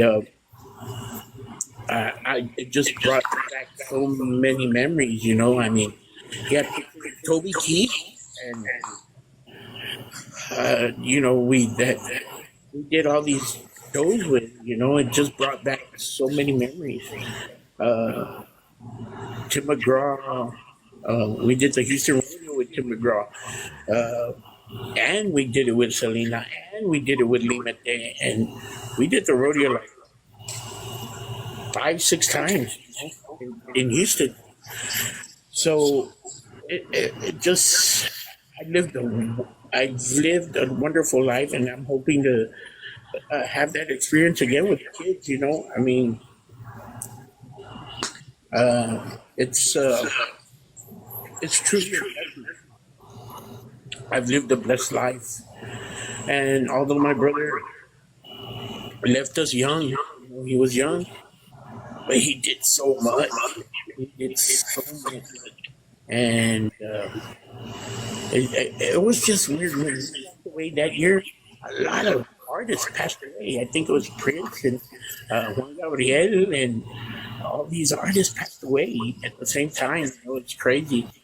Uh, but yeah, my brother took me all over the world, and I'm very grateful for that. And I always say I had the best brother in the world. Yeah, we had our arguments and all that stuff, but who does it? You know, Right. your family, and it's just it was it's a great experience, you know, and I wouldn't trade it for the world. That's Yeah, amazing. and everybody knows Emilio through his music, and everybody still loves him and still loves him, man. But obviously, you had a deeper relationship with him, and that's something that you, like you said, that's something that you will definitely have with you for a longer time, you know. Well, for the first 10 years of my life, no more.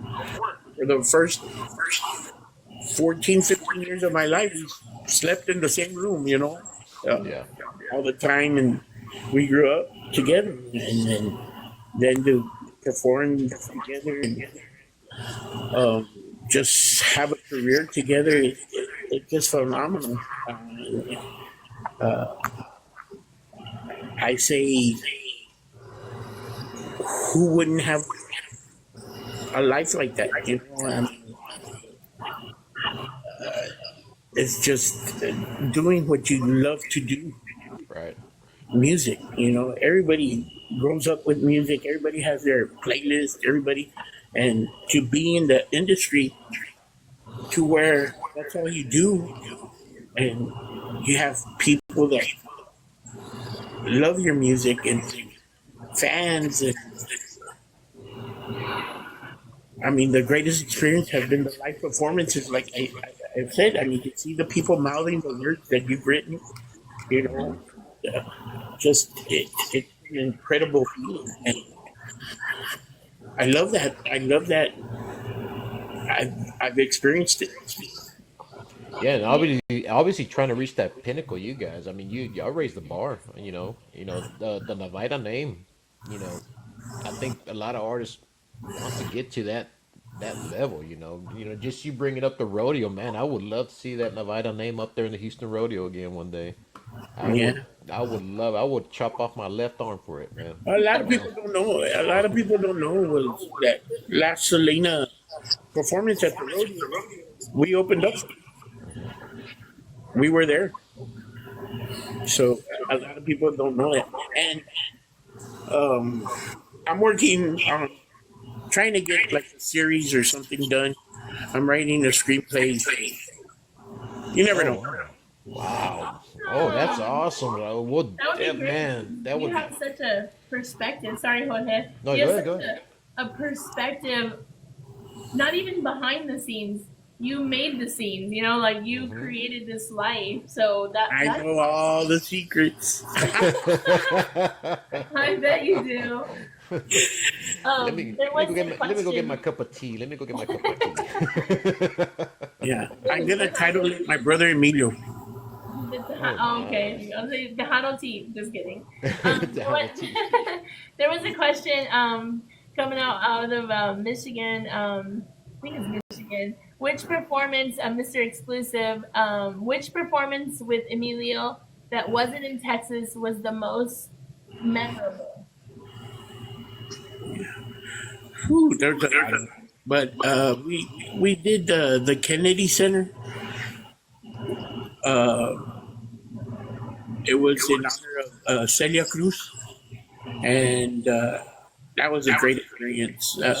President Clinton wasn't there; it was Gore, but we played the Kennedy Center, and Jennifer Lopez was there, Isaiah Morales, and, uh, what's his name? The guy from Princess Diaries, Mexicano Rodriguez or Elizondo. Oh, yeah, yeah. Elizondo and Martin Sheen, just so many artists just to talk to. Miss Celia Cruz, another wow. She was so funny, and it just a great memory. The Kennedy Center, the Tejano's in the Kennedy Center. Wow. Exactly. Yeah, that's what I was gonna say. Nation's capital. At the Kennedy Center. That's awesome right there. And then to be in there Most with some more great memorable, artists. memorable is we got a lot of not a lot of slack from uh, some of the fans because Emilio was campaigning for George Bush, and we're at that time we were in the country tour too, and we are playing in California, and it was the what do you call it, the Iowa caucus. Hmm. So he wanted us to perform over there. So he flew us in two jets from California to Iowa, but Wow. we had to be back that night to do a show, and that was pretty memorable too. We flew into Iowa, and we needed two jets because one had to carry the equipment and the other one had to carry us because they said carry both. The plane ain't gonna get off the ground. So So you said when he was campaign, so that had been what they didn't put you on the Texas Ranger yeah, 747 and I maybe? have a USA Today.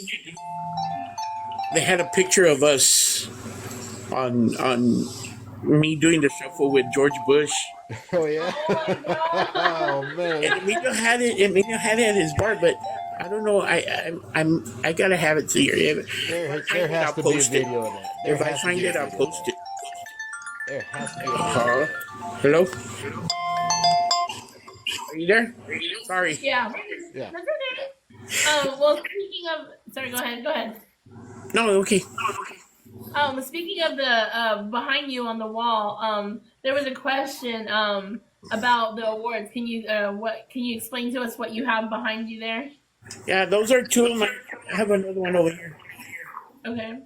Those are recordings. I think it's a live album, and Life is Good. And uh, what's the other one called?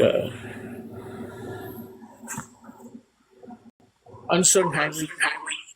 Oh, And okay. those are for selling 500,000 copies. Oh wow. And Can you you run know, up there? I have more. I just have three up here, Okay. and I gotta get them refamed. You see how the black lacquer came off of that one. Uh, that So question. That question came from Colorado, from Loch Louis, Colorado. Miss Terry asked that question, so they were just curious what you have behind you. yeah, we got a Tejano awards and uh, two Grammys, and like I said, my brother did great things, man, and uh, brought me along for the ride. Well, I mean, you did great things as well. I mean, Absolutely. after the accident, you formed your own band, and now you have children that are in the music. So you also are an instrument in the Tejano culture because you kept it going. You have the Navaira name going. Um, That's all I know how to do. I gotta work, man. I gotta work. No, I had it for a while there in 2008. I mean, right after the accident, I had a TV show for 2 years that I did here locally. Uh, Pretty good, man. I did pretty good, but I ran out of money. I was spending too much money because I had to buy the airtime, and I went too big. I should have just stayed here locally in San Antonio, which would have covered a lot of the surrounding areas. But I went in the valley. I went to West Texas. I went to California. I went to Arizona, and and I raised a lot of money. I had good sponsorship, but I just went too big. I should have just came in. But now with social media, we're planning on doing another show here pretty soon. Hopefully by January it comes out. and we'll probably start with just YouTube, but it'll be all Los Navaira. It's gonna be me, and it's gonna be me, Destiny, and Rico, and I think I have a pretty good sidekick, or if I'm the sidekick, I don't know, but I love my kids, man. I love what they're doing. They're talented. They're very Yeah, talented. they're As you know, doing great. we had Destiny, and I think I learned so much. I feel like the Navaida name blanket so much, but I think she's stepping out, and your son Rico también, you know, they're stepping out of that comfort zone and finding their own voice, which is amazing, right? So the name itself has its power, but they're finding their voice. They have their own unique voices, which I think is powerful for them. Yeah, I mean, I'm so very proud of them. I mean, 3 years of Destiny and Rico have been on their own as far as, not me being there uh, on their record or anything like that. I mean, I give my advice and they ask me and all that stuff, and I do what I do. But for her second album to get nominated for a Grammy, and they're way ahead of the game, like I said. And Rico's a phenomenal musician. He he can play bass, piano. He knows all the notes. Like it's not a chord pendejo dad. He's beyond that. He's beyond that. He's beyond that. He knows super chord pendejos. But I'm so very proud of him. They listen, they echan ganas, and they love what they do. They love it. They love it. What do I do but brag about them all the time, everywhere? That's all I can do. And you know what? I have a lot of help because I could be somewhere, and even when I perform with Chente or something, people come up and say, "Oh my God, your daughter!" Before they even say, "Hey, y'all did a good show," "Oh my God, your daughter, your son, they sing so good," and it's just it's really gratifying to hear that from the fans. And uh, as many friends that I have throughout, they have more, and they love what they do. They love people. They're people persons, and I just like that. I like to hear the feedback that hey, your kids are the greatest and all that stuff. It's just so gratifying. I guess that's why God made me a big guy, is because my heart swells up with these kids. I love them so much. Yeah, that's awesome. I mean, any parent can relate to that one, man. Same. Anytime you hear something good, something positive, you just feed off of that, and you hope that they keep the momentum going. That's all you could hope for. Yeah. There was a question. Have you ever thought about producing other artists besides your children? Yes. I mean, I have, it's just, I wish I could do some work with my kids. And I, the thing is, when I want to do something like that, I want to do it right. And it takes a lot of, and a lot, I just don't want to, okay, I'll record this for you. And I can do it. I can get the best musicians. We can do a record, whatever. Boom. But it's not just producing the record, it's promoting it. Because somebody can say, "Oh yeah, Raulito did that," and if they don't go nowhere,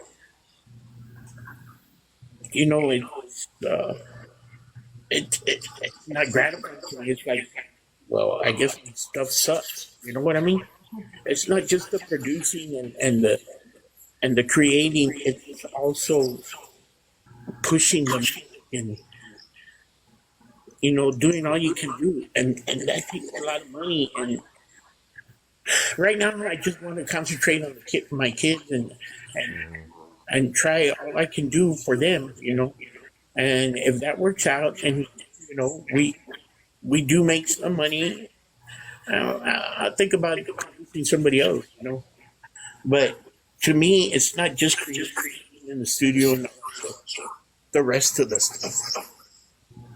So you want you definitely want to be out there behind the written song. You definitely want to be the one to also push the push the artist to do more than what he or Yeah, she thinks they can do for exactly. themselves. I had somebody, I had somebody ask me to produce them, and man, I'm gonna sound arrogant when I say this, but I just don't want to produce anybody. You know what I mean? I don't want Yeah. to. If I think, hey, you got talent, I'll do it.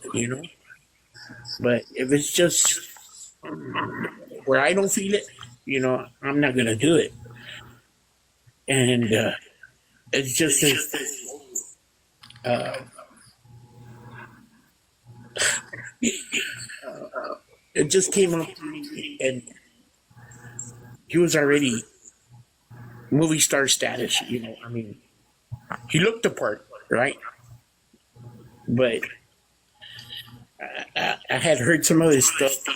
I just, it didn't click, and then just it's got to be the persona too, Yeah. man.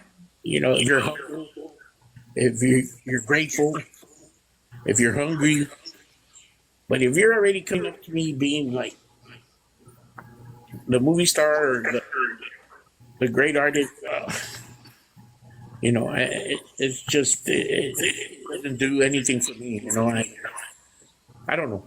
Maybe I'm No, wrong. no. I mean, I don't see nothing wrong with that. I mean, Raul, you've done so much, man. I mean, I think you said it best yourself. You just can't put your name on just anything. You can't mass produce it just to anybody in the masses. You have to be very particular about what you want your your your talent to help out with. Your writings, your songs. I would be picking myself, man. I really would. Use your Yeah, Um, name too. that's yeah, it's a not. name. Exactly, it's a name. And I guess I feel bad because that's not who I am. I'm usually, hey, yeah, there's something and all. But when it comes to the music, it's because of what my brother and me did together. I just,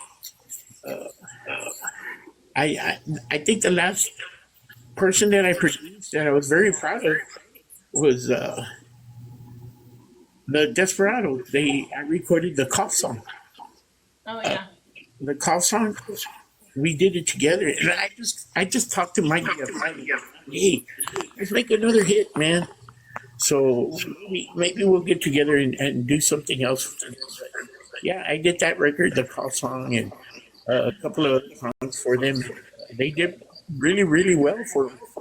So maybe we'll get together and write another, maybe the sneeze song or something. El amor que soñé. No one knows the name of it. Yeah, everybody says, They "Hey, do just the cough song." they just say the cough song, and it's so funny. Like, is it real? I'm like, I heard both. I heard it's fake. I heard they were recording and he coughed, and they just kept it. I go, the world, we may never know because it keeps it on you want to request it, So Yeah, I think that's it's really a good fun. song too. I mean, it's a great Really song. good song. We did it in my studio there at the house in the garage. Before I built the building to do the studio, I was recording out of my garage, and Mike and Lee were there. A couple of times the dryer went. Ah. I said, "Oh, hold on." No, but like good times like that, Yeah. and they're a bunch of great guys. And uh, we've known each other for a long time, and Mike and Lee are great, and PJ, and now Funny. PJ's Funny. son's singing too. He's a good singer. Yeah. Eric. But yeah, maybe I'll do something with them again. So you worked with them. You worked with Jerry Rodriguez. Sorry, Chente. Who else have heard? I did a couple of songs for Stephanie Lang too, back in the day, and then I was hired by EMI.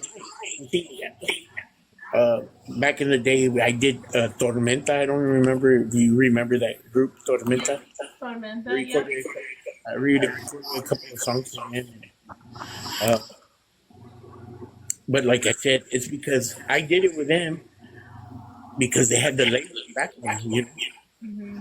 So Stephanie Lynn did well, and Desperados, of course, they did great. But like I said, if I'm going to produce somebody, you gotta either you have a big time label behind you, or you, I'll do it all the way. But it's kind of hard because, like I said, it takes time to do all that. Hmm. So would you be willing to cross genres again? You know, maybe into, I don't know, somebody asked you from the, I guess from the regional side or Yeah, some of that nature. I don't know if it's crossing genres. I think it's the same name, just Different because entity. Emilio did so well in Mexico. You know, the name helps. You know, Hmm. um, I kid my kid because the first time I took him to Monterrey, I said, "Hey guys, I'm like Elvis Presley over here." And they said, "For real, for real." They said, "Nah, shut up, man." I go, "Okay." So we went out to eat, right? This fancy schmancy restaurant. We went out to, and it was like a weekday, 2 o'clock in the afternoon. Not too many people eating at this fancy restaurant, and we were there eating and everything. And when it was time to leave, we stood up, and the whole kitchen staff came out, and they started playing "Como Le Haré," Oh. and, and they started clapping for me and everything. And Destiny, I turn around and I see Destiny, and she's crying, and I told you I was like, started clapping when we were walking out, and it was just so funny. She said, "Shut up, Dad." Uh-huh. Hey, But Raulito, your time in Monterrey, did you ever go hit up saludo El para Rey de todos. Cabrito? Oh yeah, Rey Cabrito. No, my Yeah. favorite one there right now is a place called El Gauchos, and then there's another one called Nacional. They have good food there. Eso no lo But I've escuché, been no to lo escuché. Rey Cabrito. I'm not too big of a fan, but the carne asada and the Hmm. mollejas and all that. Yeah. Por The eso estoy Moyejas como is estoy. good. That's why I am the way I am. No, sí, no, good, Pero Um, good. quiero mandarles un saludo a todos de Monterrey, para todos mis regios, para todos de la República Mexicana. Un saludo y ojalá que muy pronto lo veamos por allá con Destiny y Rigo, mis hijos, y para echarle ganas ahí una vez más. I love you, Monterrey. I love México. There you you had you go. had a couple people in here from Mexico, Yeah, so they were here. Yeah. Monterrey. I think they might still be in here. I have a couple more questions, and then we'll kind of let you go any direction you want. Since you mentioned that you're kind of right, you might be coming out with the screenplay. You're playing with the idea. If it were to go to film, who would be you, and who would be your brother? Good question. Good That question. came from Fort Worth from Johnny. So shout out to Johnny the Entertainer. Johnny Depp and Brad Pitt. I have been thinking about that, right? And, um, what's that guy's name? He's Mexicano, but comes out of Star Wars, and Chewy. nah, he came out in what's that movie with Tom Hanks where he's stuck at the airport? Oh, yeah, the terminal. Yeah, but the I'm trying. Mexicano that plays the food, he's in charge of the food, and he brings them food, and he's a Mhm. big time actor. Can't think of his name, but I know who you're talking about. I'll look it Yeah, up. I'll look it up. So who would he play? Emilio or you? Emilio, yeah, and I would want Rico to play me. Okay. Oh, Yeah, Regal's a good actor. Yeah. He's drama. They said he's drama. No, but Regal's a good actor. That was part of his scholarship to UT was theater arts. That's why he RTF. He was RTF major. Oh. So yeah, I think Regal could do me, but I don't know. It's kind of hard for Emilio, man. I don't know who would play me. Diego Luna. Yeah, Diego Luna, Yes. Diego but he's Luna. kind of short, and I don't know. He has an accent when he talks. Well, once you put the boots on him, he'll grow an inch or two. So. Yeah, no, say. I mean, Emilio was a call either. Let me get the other question back up. Sorry, I lost it. What was? And Go ahead. and Jessica Alba would play my love interest. Hey. Then I would play myself. Yeah, I'm about to say that's when I would get some screen time. He's like, that time is my time. Yeah, it's good over there. I met her. When I did a show with Big and Rich. We did the Alma TV show, Okay. Alma Awards, and Jessica Alba and Sofia Vergara and uh, Constance Green, Eva Longoria. They were all there, and we got to meet them all. And oh my god, she's just so gorgeous. Yeah. She looked like a porcelain doll. Her skin is real nice. And I would say I'd agree, but if I fully agree, you're gonna see a chunk that just come across the screen. yeah, Jessica Alba's gorgeous. The other question here is from Tighten Up. I think he's in Austin. He might get mad at me if I don't remember. But what would be the song you would want to remake and with another artist? Like if you could collab with another artist, would you remake a song or write a new one? I think that's what they're asking. Um, I don't know. To me, Emilio did all my songs great. I don't know if, although Ram did not my song. It was a Piri Guarro song, but he did Donde Andará with Emilio. Oh my God, man, it sounds so great. I would like to produce a couple of songs for Ram, and just Ram has that angelic voice. He talks like this, "Hey, what's going on, Raulito," and all that stuff. But when he sings, oh my God, his voice is so angelic. I heard some of his interviews. He sounds like he just smoked 2 packs of Marlboro Reds. Like, "Hey, what's going on here?" Yeah. He talks like that, but God, when he sings, man, it's just. So Raulito, this question is actually, I think this is, I believe you've probably been asked this before, but the shuffle.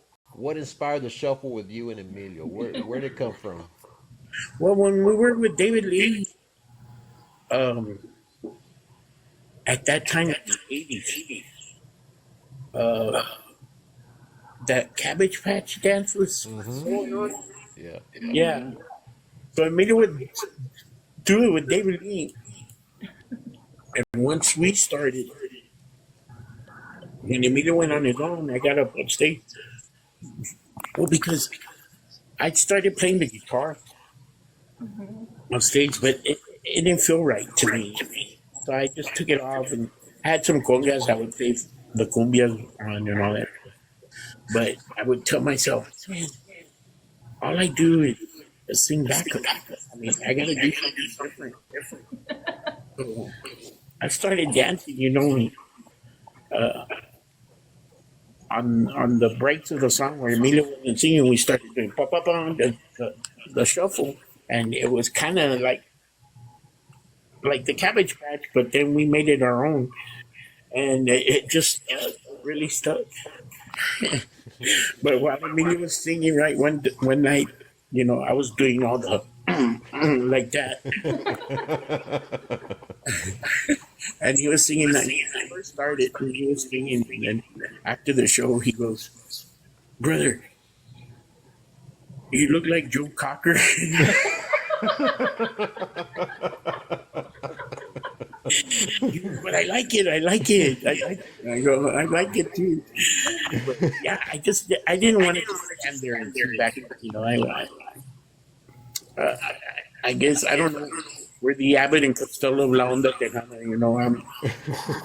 My brother's a good looking guy, and I'm the comic relief. Well, And it worked. It worked for us. So I'll tell you what, that shuffle is often imitated but never duplicated, man. Yeah. Lord knows I've tried it in the backyard. No, I look like I'm having a stroke. No, hombre, te yeah, digo. my brother. Oh, yeah. I don't know. A lot of people don't know who Joe Cocker is, but what could you do if I sang out of tune?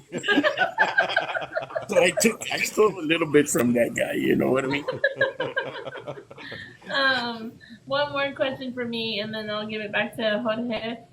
Where did y'all film Ya no me pones atención? That question was a long time ago, so I don't know who asked it. I'm sorry. We did in Monterrey, Nuevo León. We did it there. One of our first compadres that we ever met there in Monterrey, Juan Rodriguez. Un saludo para Juan Rodriguez if he's watching, man. He became Emilio's best friend, and he would go everywhere. It was just he was such a great guy. He would do anything for us. And we said, "Hey, you want to be in the video with us?" He goes, "Yeah." So he's the guy driving the truck and with the girl and all that stuff. Yeah, we did it there in Monterrey. We just had a bunch of great times there in Monterrey. We have a lot of fond memories. A lot of people that we consider family. Shout out to my compadre over there, Hector Motomochi. Just so many people that we met and have they've influenced our lives. I mean, they're a big part of our lives, and it's like a home for us.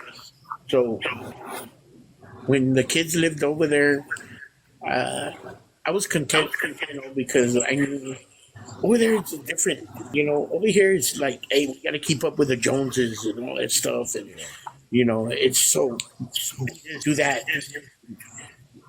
Over there it's just real laid back. We'll pay the bills later, and it's there's a lot of great people over there, and they just received us with open arms. It's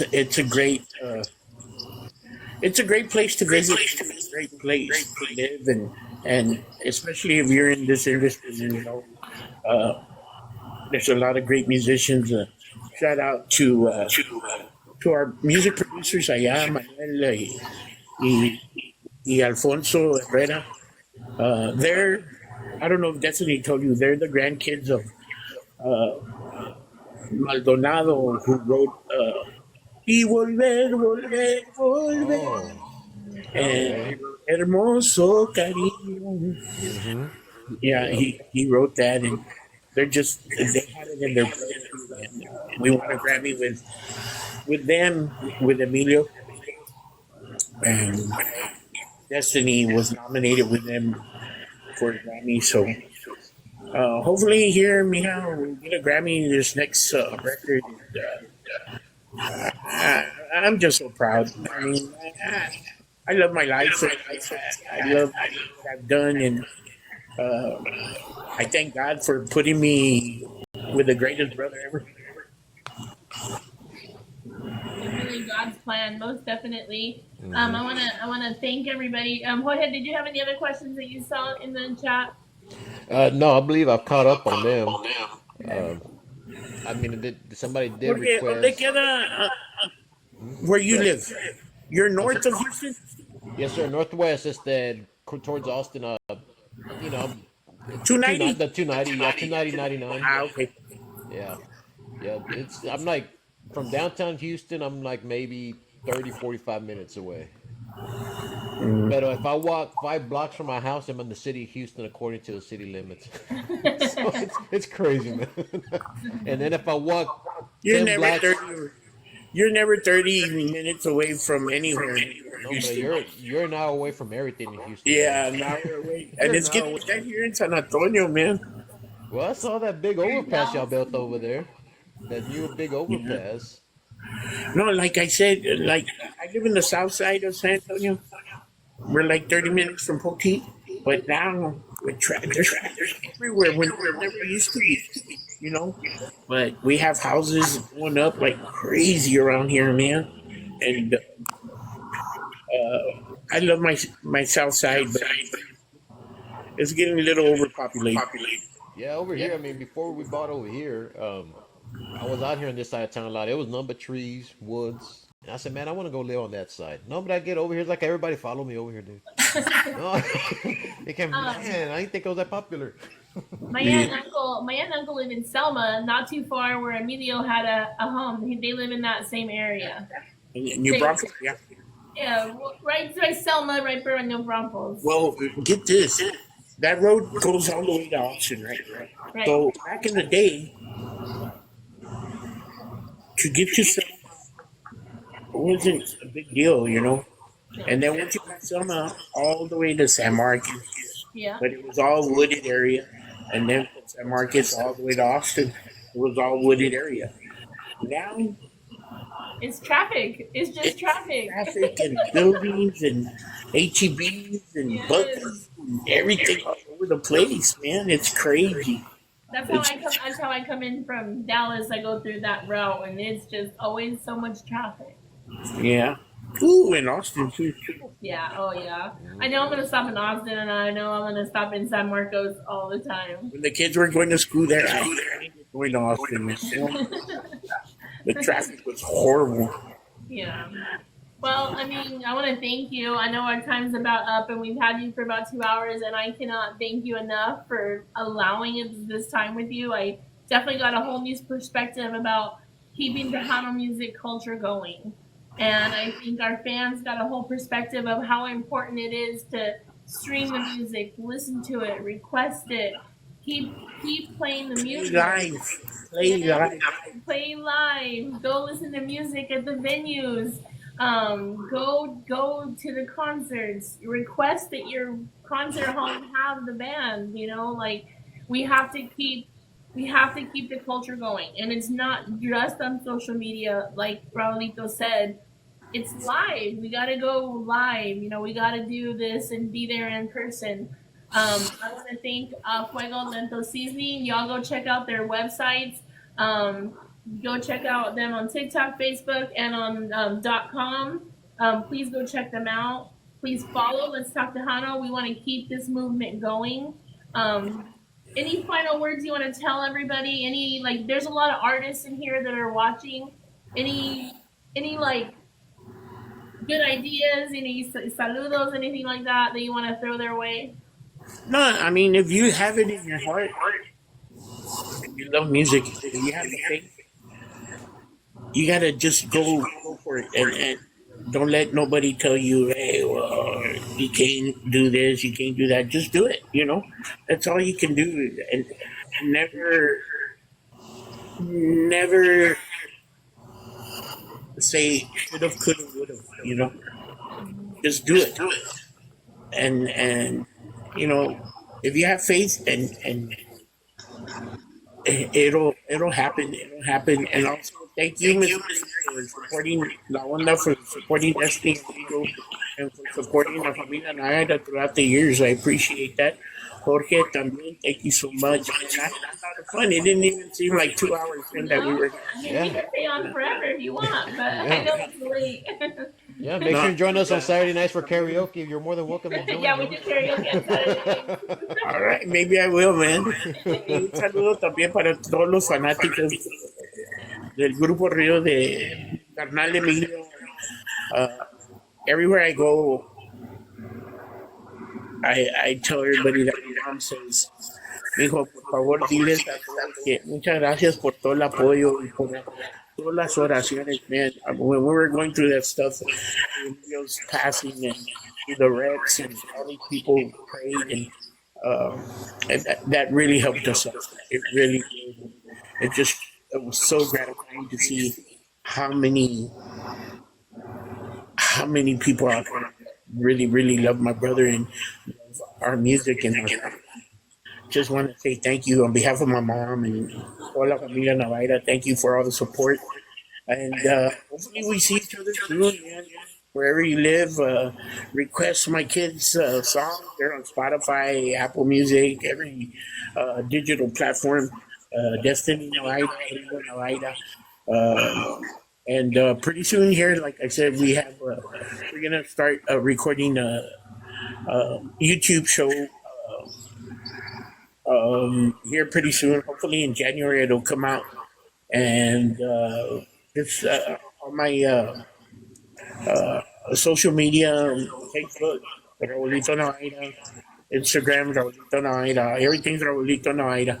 So just thank you so much, everybody. I love you guys with all my heart. Thank you for all the great memories throughout the years. Para toda mi gente de México, de Monterrey, de Nuevo Laredo, de Tamaulipas, de Coahuila, de Juárez. Diosito los bendiga a ustedes también. Y ojalá que muy pronto regresamos a México y pues los quiero mucho. And Miss Mary, thank you. Jorge, thank you. Thank you. Thank Thank you, you. You're welcome Raulito. back anytime, okay? Anytime you want to come back, when you want to promote something, you come back here, okay? Absolutely. Absolutely. Thank you to everybody that was on the chat. Thank you so much. Love y'all guys. Thank you. Have a good night. You too. Thank you.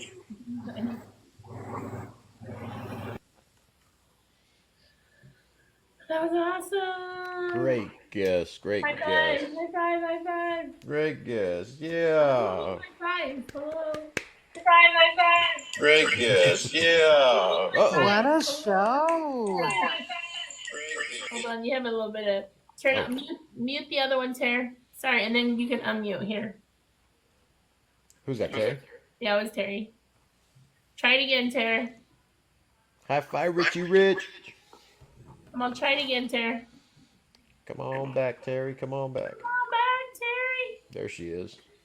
There you are. You just have to mute the other one, but you're good. Yeah. Okay, I got off my other one. Great show, huh? What a great show! That Yes. was awesome. That was awesome. He's an awesome guy. Very humble, very approachable, man. He like you said, those 2 hours went pretty quick. You know, I was like, oh Went my really gosh, it's fast. already been 2 hours. You know. Like one time I looked and it was 8:20. I'm like, oh, we got time today. And then I looked and it was Yeah. 9:15. I was like, oh shoot. Yeah. I was like, dang it. But thank you all, everybody that gifted us, gifted Raulito, gifted Jorge, gifted myself, gifted Let's Talk Tejano. We're just trying to keep the music going. We're just trying to keep the culture going. We want to do more interviews like this. I want to give a big shout out to Terry. She supports us big time. We want to Yep. support A Fuego Lento Seasoning. Please go check it out. Their website, they have a really good deal right now. Jorge can tell you more about it. Yep, $36.95 for 5 of their core seasonings. Five. I've So already put in my order. I'll make sure and put a video up with me cooking one because you guys, it's some good stuff. Good stuff. we're Go trying to buy get and check. our little discount code there. So y'all go follow them and tell them Hopefully Let's Talk so. Tejano sent you, Yeah, okay? Go exactly. tell them that we sent you over there. We're trying to get a little discount so that you guys can get a discount if you order through us. So go check it out, first of all. Definitely get some. Go check him out. He's locally here in Houston. He's in. I take it back. Not Houston. He's in Pasadena, which is south of Houston. But a local independent business, locally owned. So support small business, especially during these times during the holidays. So go by there and give him a shout. Everybody in the comments, man, y'all did great as well. It's so interactive. Well, we hope we got to y'all's questions. I believe we did, right, Mary? I think I did. If I missed one, I'm so sorry. I was trying to give out shout outs. I was trying to give the questions with the shout outs. I'm sorry we couldn't bring anybody on. We just have a lot going on right now. So I just wanted to thank you all for your support. We have one more show next week with South Tex homies, and then that'll finish our 2024 year. And then we move to January, and I'm already booking for January shows. If there is anyone that you want us to interview, shoot them. If you know them, send them my way. If you want them, just send me the name, and I will work on it. But we want to bring artists that you want to see. And again, just like Raulito said, go to the live music, go stream their music to help the culture, help keep our music going. As it's up to you all, okay? Absolutely, and these apps are, well, I don't say free. I mean, but Spotify, Amazon Music, just stream their music. It goes a long way. That search bar could really boost these artists. With their streams, and that's what we're looking to do. So definitely go support these artists and these platforms. I think everybody was just so involved in listening to him that nobody really had any questions. We were just enjoying him talking. I feel. I don't know. Yeah, just him talking about his the history and all that. Yeah, it got it. Well, he had everybody's attention to begin with, Terry, and it just amplified it. With him just carrying the conversation. Yeah. Yeah. All Definitely a good right. show. Yes. Any final words, questions for us? We have merchandise for sale. Do you have the hat there with you? People wanted to see the Yes, hat yes, I do. yesterday. They wanted to see the hat yesterday, so we have our cups. Great Christmas presents, y'all. Christmas presents. Oscar Leonard. Oh, that would be really good. We have I shirts. love mine. Yeah, where mods got the shirts. So, shirts, great Christmas presents, supporting the show. Um, so please, just sharing the live, tapping the Put that in screen, black. and commenting helps us. There's our hat. And we have koozies as well. So, this just helps us. It helps our show. We're hoping to keep moving in the right direction, going into YouTube soon, or being able to preach both at the same time.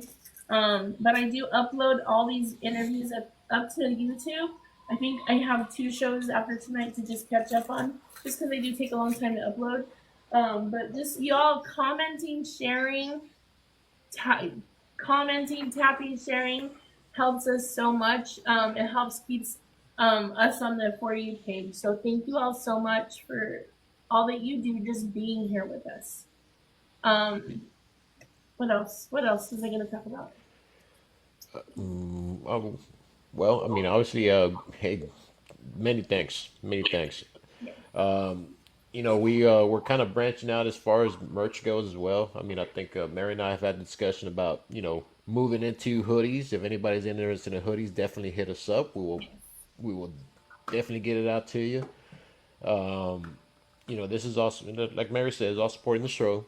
We do have a goal to get to um, I'm sorry, correct. I'm going to destroy this right now.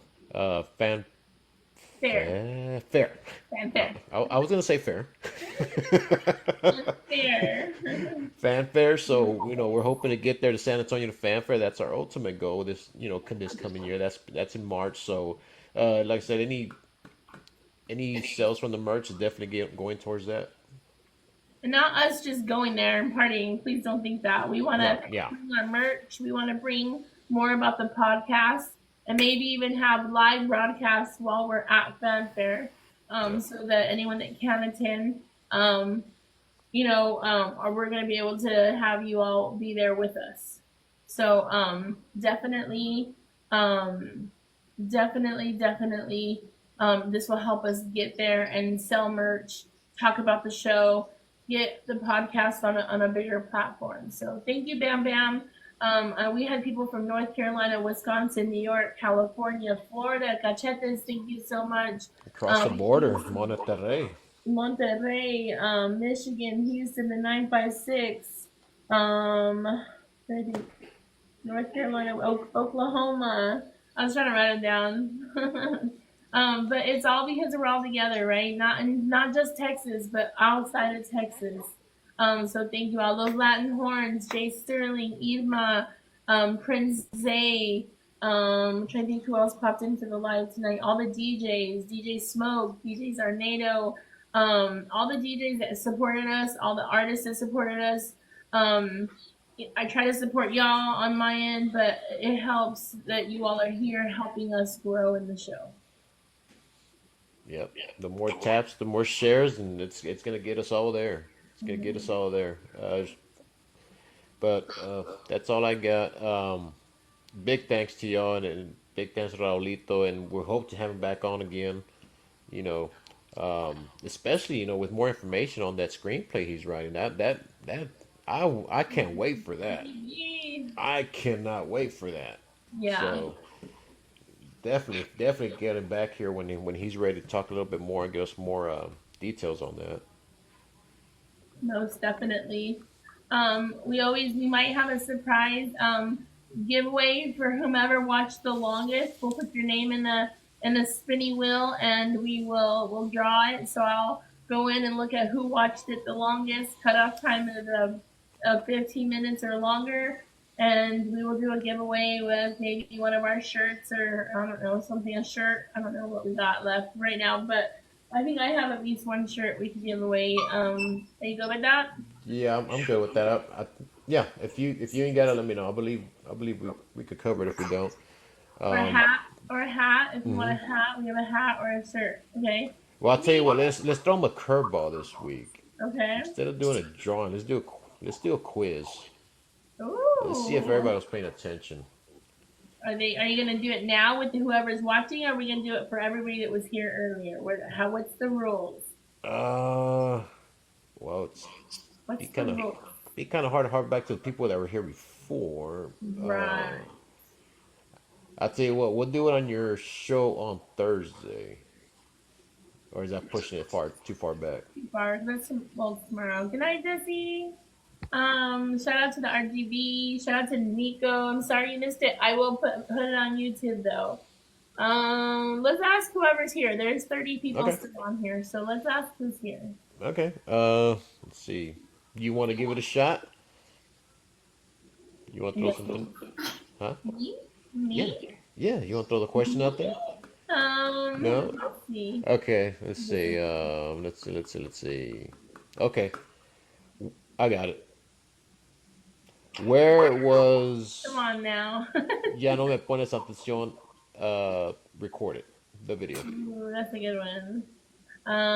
First one to Um, answer with the correct. with the correct location.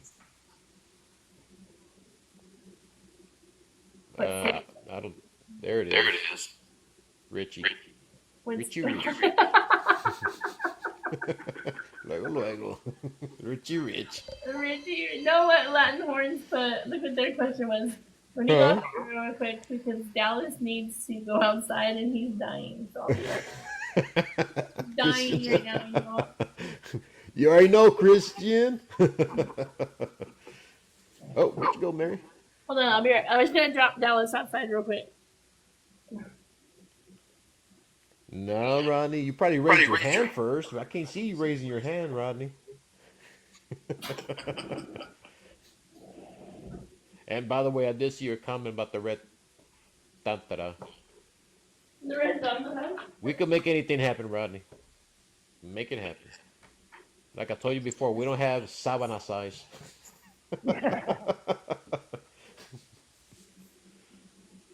Terry, how you been? I've been good. I've been Yeah. good. I'm on vacation. Oh yeah, what you doing? I'm flying out tomorrow to Andalusia location. Okay. Well, I wish we were on vacation, but I guess I'll take a day next week and the week after. I'll take it. Let's see. I was supposed to be taking my grandkids to Disney World, but their mother will not let me take them. So I had to cancel the trip.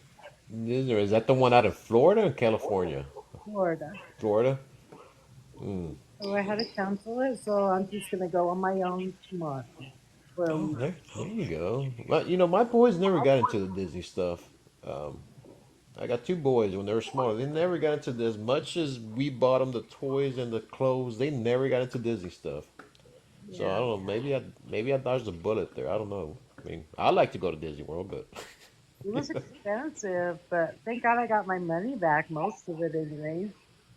that's good. So you're gonna be staying at the park? Cause I heard there's nice resorts right there at the. What is it Oh inside the no, we're park? not going anymore.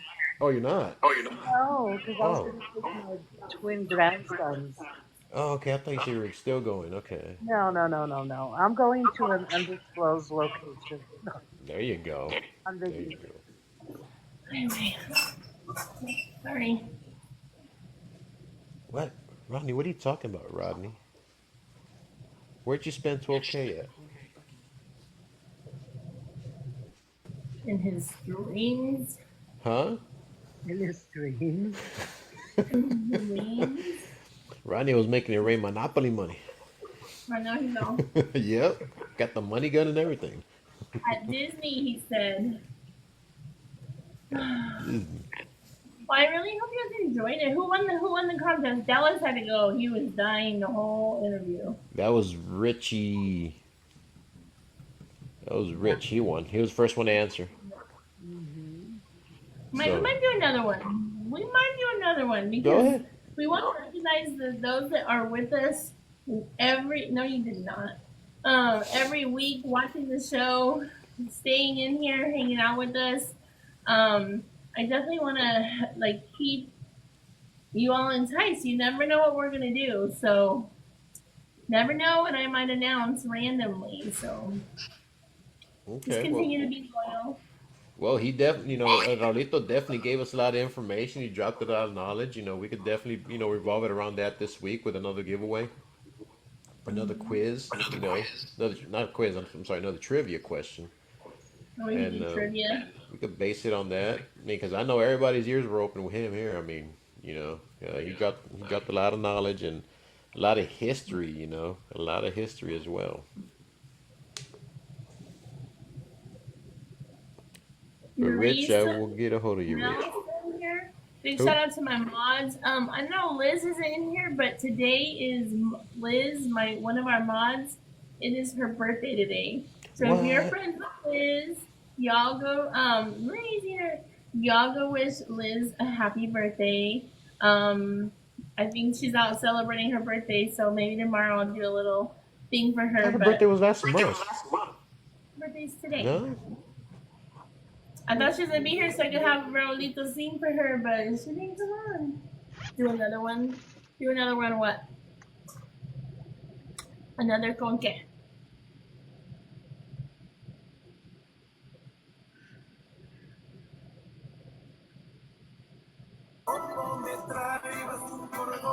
Sorry, I'm playing with my settings.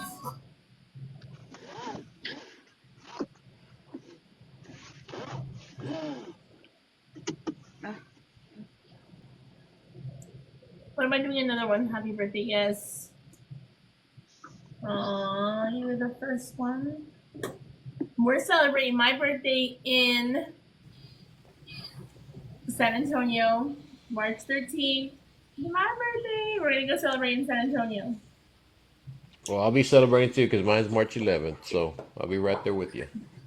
Dang it. Who's first? No, just kidding. We'll do a birthday a birthday bash. When Oh my is God, Leslie's Tejano. birthday? The what? Tejano. Oh, bro. But yes, my birthday. We start down for my birthday. So excited. God willing, we'll be there. Yes. Yeah, but thank you to all the mods as well. Yes. Thank you to all the mods. Thank you for holding it down. Thank you for keeping the chat alive as well. As always, you guys are the backbone. You are really helping us out here. So thank you for the support. It does not go unnoticed. Yes. They all have shirts. Yep. Make sure whoever's here, if you're not following our mods, look for our mods and give them a follow as well. Be sure to follow. Let's talk to Hano. Oh, really? Nice. Tejano, did you see that? His birthday's the same day as your dad's. Mm-hmm. Sure is. All Yeah, great right. month.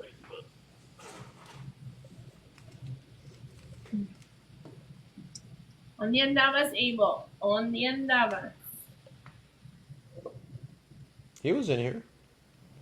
I'm just kidding. In, I'm crap. internet. Oh, okay. I'm just kidding. I'm crap. Don't write him up, HR. He was here. I wore my shirt at the Denver Flea Market on Sunday. You You did it what? out there? I wore my shirt at the Denver Flea Market on Sunday. Oh, you did? Yeah. Awesome. Thank you. Mega Millions at 670 million. Thank you for the update, Rich. I will be playing tomorrow.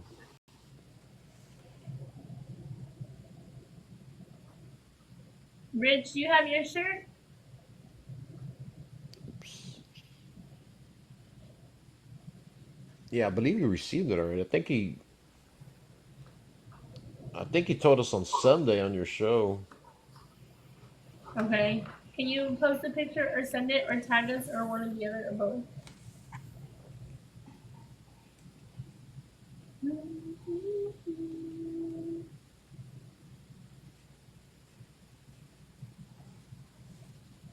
All right, y'all. Y'all need anything from us?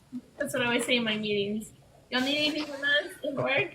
When I'm with my team meeting? Y'all need anything from me? Okay, no. Right. Have a good day. Where's Don't the go to work. cookies? Where's the cookies in the Zoom meeting? Where's the cookies?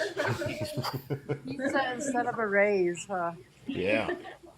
Well, okay. So I have to always defend as a supervisor.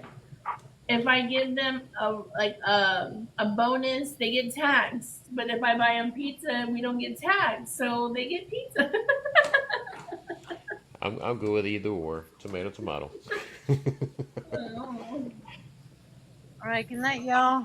All right. Good night, Terry. Thanks. Thank you very much, Terry. You're welcome. Thank you. Good night. Thank you, I'm gonna text Terry. you here in a minute, okay, girl? What's up? I'm gonna text you here in a minute because I got something for you. Okay. Awesome, y'all. Y'all follow Terry and let's talk to Hano. Follow Jorge. Come back tomorrow night. The Triple M show. Not Little Caesars. I go Papa John's. I give them like the good stuff. You know. I go Totino's. They never fail. Sorry, y'all. Good night. Good night. Good All right. night. Good night, everyone. Thanks a lot. Y'all have a good night. Thank you.